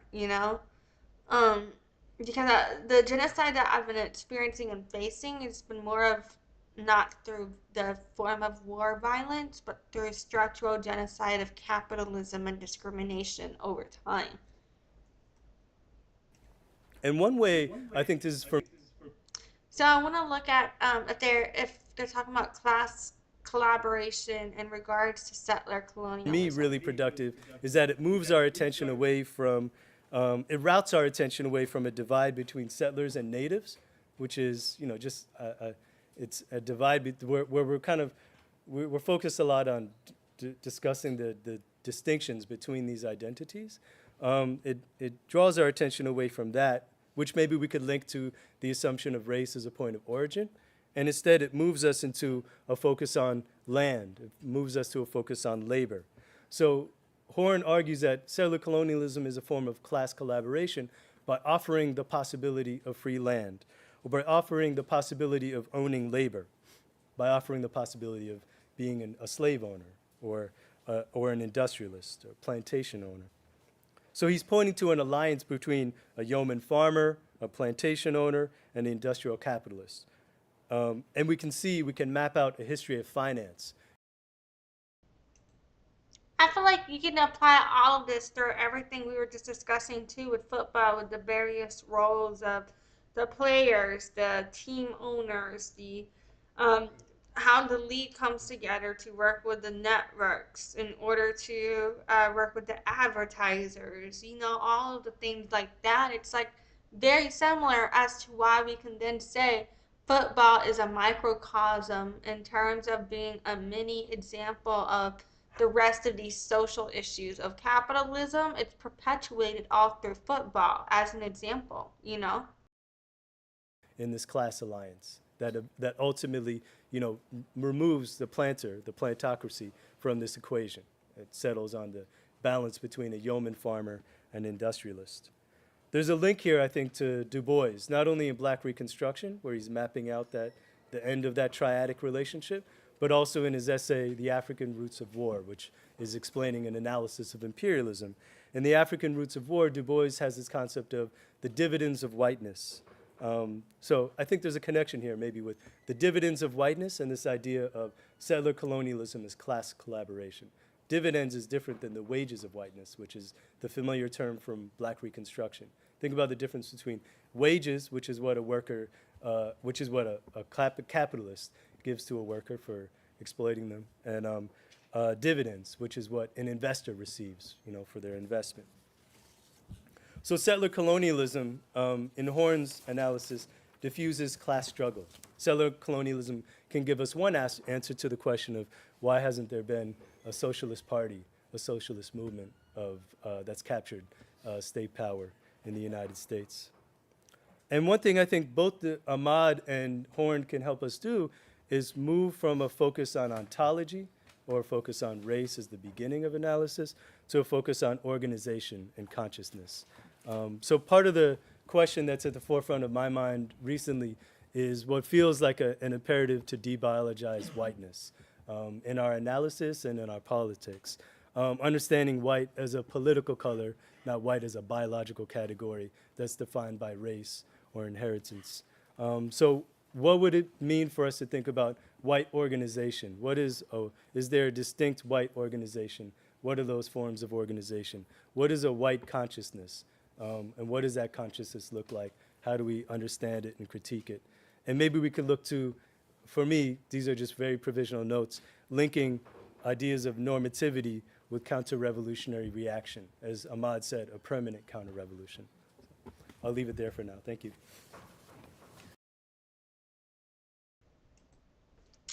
Damn, that shit is fucking incredible. Because it really has me thinking about, just the whole concept of blood quantum, for example, or how we consider who is native enough, for example. So when we think about like debiologizing whiteness, when it comes more centered, I mean, obviously the ancestry does matter, but more centered on the cultural connection, the community connection, the sociological and political ideology, and the recognition by community, things like that. Because whenever we're focused, because the ancestry matters in terms of claiming who you are, you can't lie about who you are. But in terms of when it comes down to blood quantum, I do feel like that can, because that is how colonizers try to erase native identity by then quote unquote breathing it out, if that makes sense, So I like what you're saying here, but tying that also in with the whole football narrative, it ties back into how football began off the back off of indigenous erasure. You know what I'm saying? And so it is all connected. We might skip through. Let me see.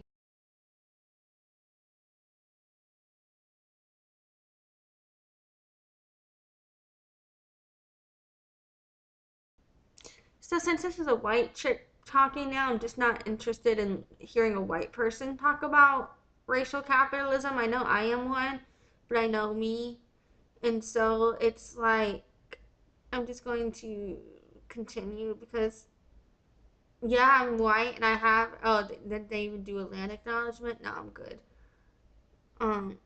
You know what? Let's see what he says in the treaty versus constitution. No, this guy's going to speak again. Yeah, let's watch him talk one more time. Hold up. Treaty versus constitution. I think in your remarks, Jody, I just wrote a note here, treaty versus constitution. You raised the treaty. And it's something I've been thinking about. If we take indigenous studies not as, indigeneity in indigenous studies not as an ontological category, but as a category of organization, political organization, a social organization, or consciousness, one of the things I think it puts on the table, that move, is to see a treaty as the founding document or genre of document of collective life rather than a constitution. And what then does that open up for us to even rethink other historical moments? So this is also partly to think, again, it's an attempt to answer. I think that's interesting how he's discussing a treaty tied to the possibility of native identity, because, for example, in treaties, native people are labeled as Indians. So even though native people don't subscribe to an Indian identity typically outside of treaties or colonialism, we do under colonialism, because if you don't identify as an Indian, then you no longer have rights under your treaty. You know what I'm saying? And so so there's that. And then there's also when you reflect on how treaties have been violated, You know what I'm saying? And so trying to maintain the treaties and uphold the treaties that aren't violated, that are law, are the best bet typically that a lot of Native people have right now to maintaining some sort of tribal sovereignty and things. So yeah, it's hard. Answer what you put on the table, like Black Reconstruction. What if we read Black Reconstruction through the lens of treaties? What's going on with treaty relationships in Black Reconstruction in the brief moment? Well, from my tribe's history from Senecomaka, Tsenacomach,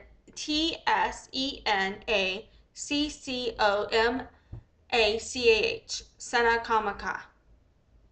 Um, fucking, what we have here is an issue with, they were trying to claim that there were no black people that there were no Indian Native people in Virginia.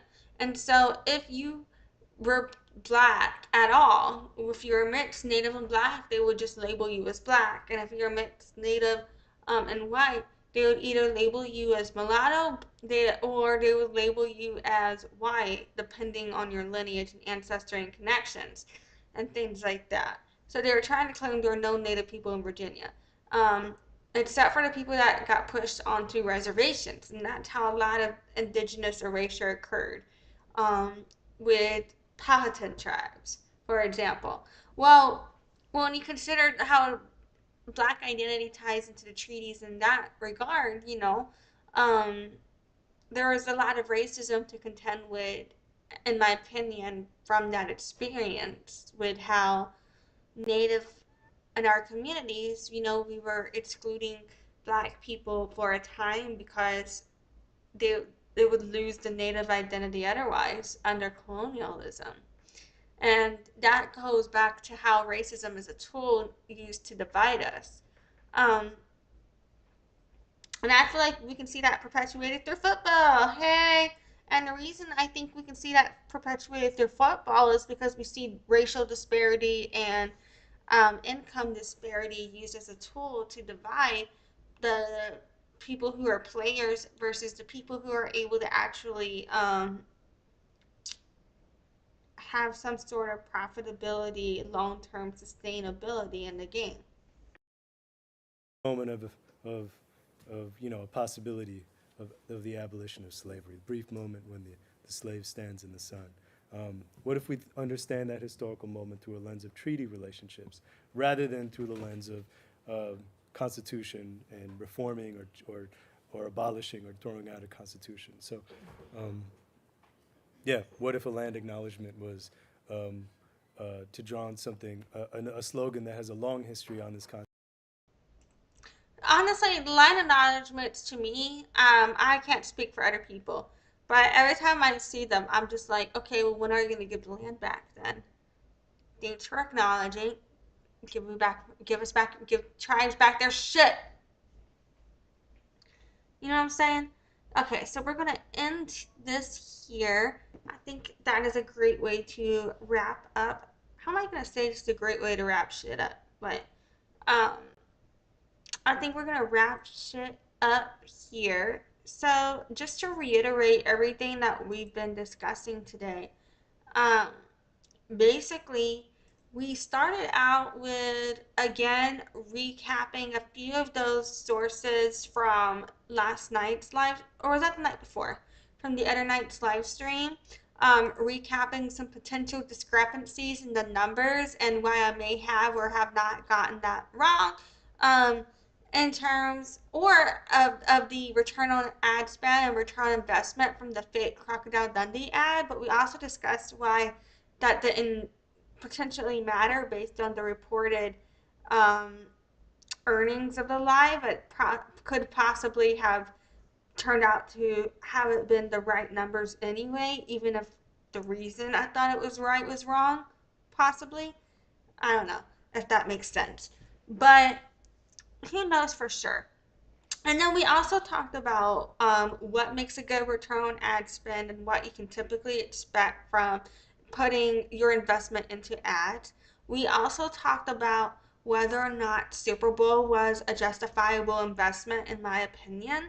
And then we discussed how the Super Bowl became known for the best of the ads, became known for good ads, and that was through having the best of the ads. Then we also discussed what made ads fail during the Super Bowl, as well as whether or not hosting the Super Bowl is worth it. Like, what is the long-term economic impact of these marketing activities, as well as how NFL makes money, and if harmful sports perpetuate wealth inequality. We looked at that.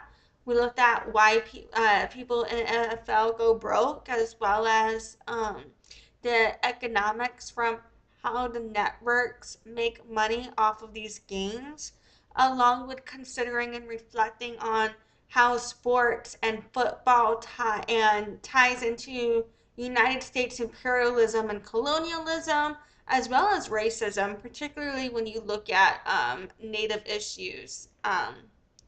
So yeah, and I also understand there's a lot of anti-blackness in regards to football as well, but we're still, in the decolonizing journey, reflecting on what I don't really know what is the right things for me to say a lot of times, because sometimes like I feel called to speak on what my value alignment is, but I'm still not decolonized enough to know if I'm doing so in the right way. You know what I'm saying? I don't know. But yeah, we're fucking here now. We did some shit. We looked at some shit. It was a lot of shit. I feel good about this shit. So yeah, fucking coming up, I got some shit on my SEO plan, but then I also have some shit planned. I might do a live on March now, because I want to MARX. I just dropped my pen too. I think I want to do a live on March, and then I want to do another live on if artists get paid to perform at the Super Bowl. And why didn't that one dude get paid that we discussed? I forgot his fucking name already. I should have wrote that shit down. Whatever, I'll go find it in the damn fucking transcription of this video after. So, yeah, I'm wrapping this bitch up now because I didn't plan anything else to talk about, and it's been like 3.5 fucking hours, and so, yeah, I'm getting a little bit rambly. So thank you so much for joining me today. You're the fucking shit. Unless you're not, then fuck you. But I'm assuming you are, so you're the shit. Fucking, and why am I assuming that? Because anybody who cares about human rights issues, even if you go about it in a different way than me, I still really respect that. So, just saying. Yeah, and whether or not you're here regarding the capitalism perpetuating colonialism aspect, perhaps you're here because of the football interest or the marketing interest. Well, hopefully you got some good shit out of this anyway. But yeah, thank you for your time. I hope you have a good night, and I'm gonna end this bitch now. I'm looking for my little button. Okie dokie. Bye! Thanks for watching. You might want to adjust the volume after all of this because a loud music is going to play. So yeah, adjust the volume. And then if you're coming to these lives anyway, I do have a loyalty program, yolodeafchild.com/loyalty. If you sign up for my site as a member and you follow the check-in procedure, you can get points just for showing up to these lives anyway. So I just want to let you know about that.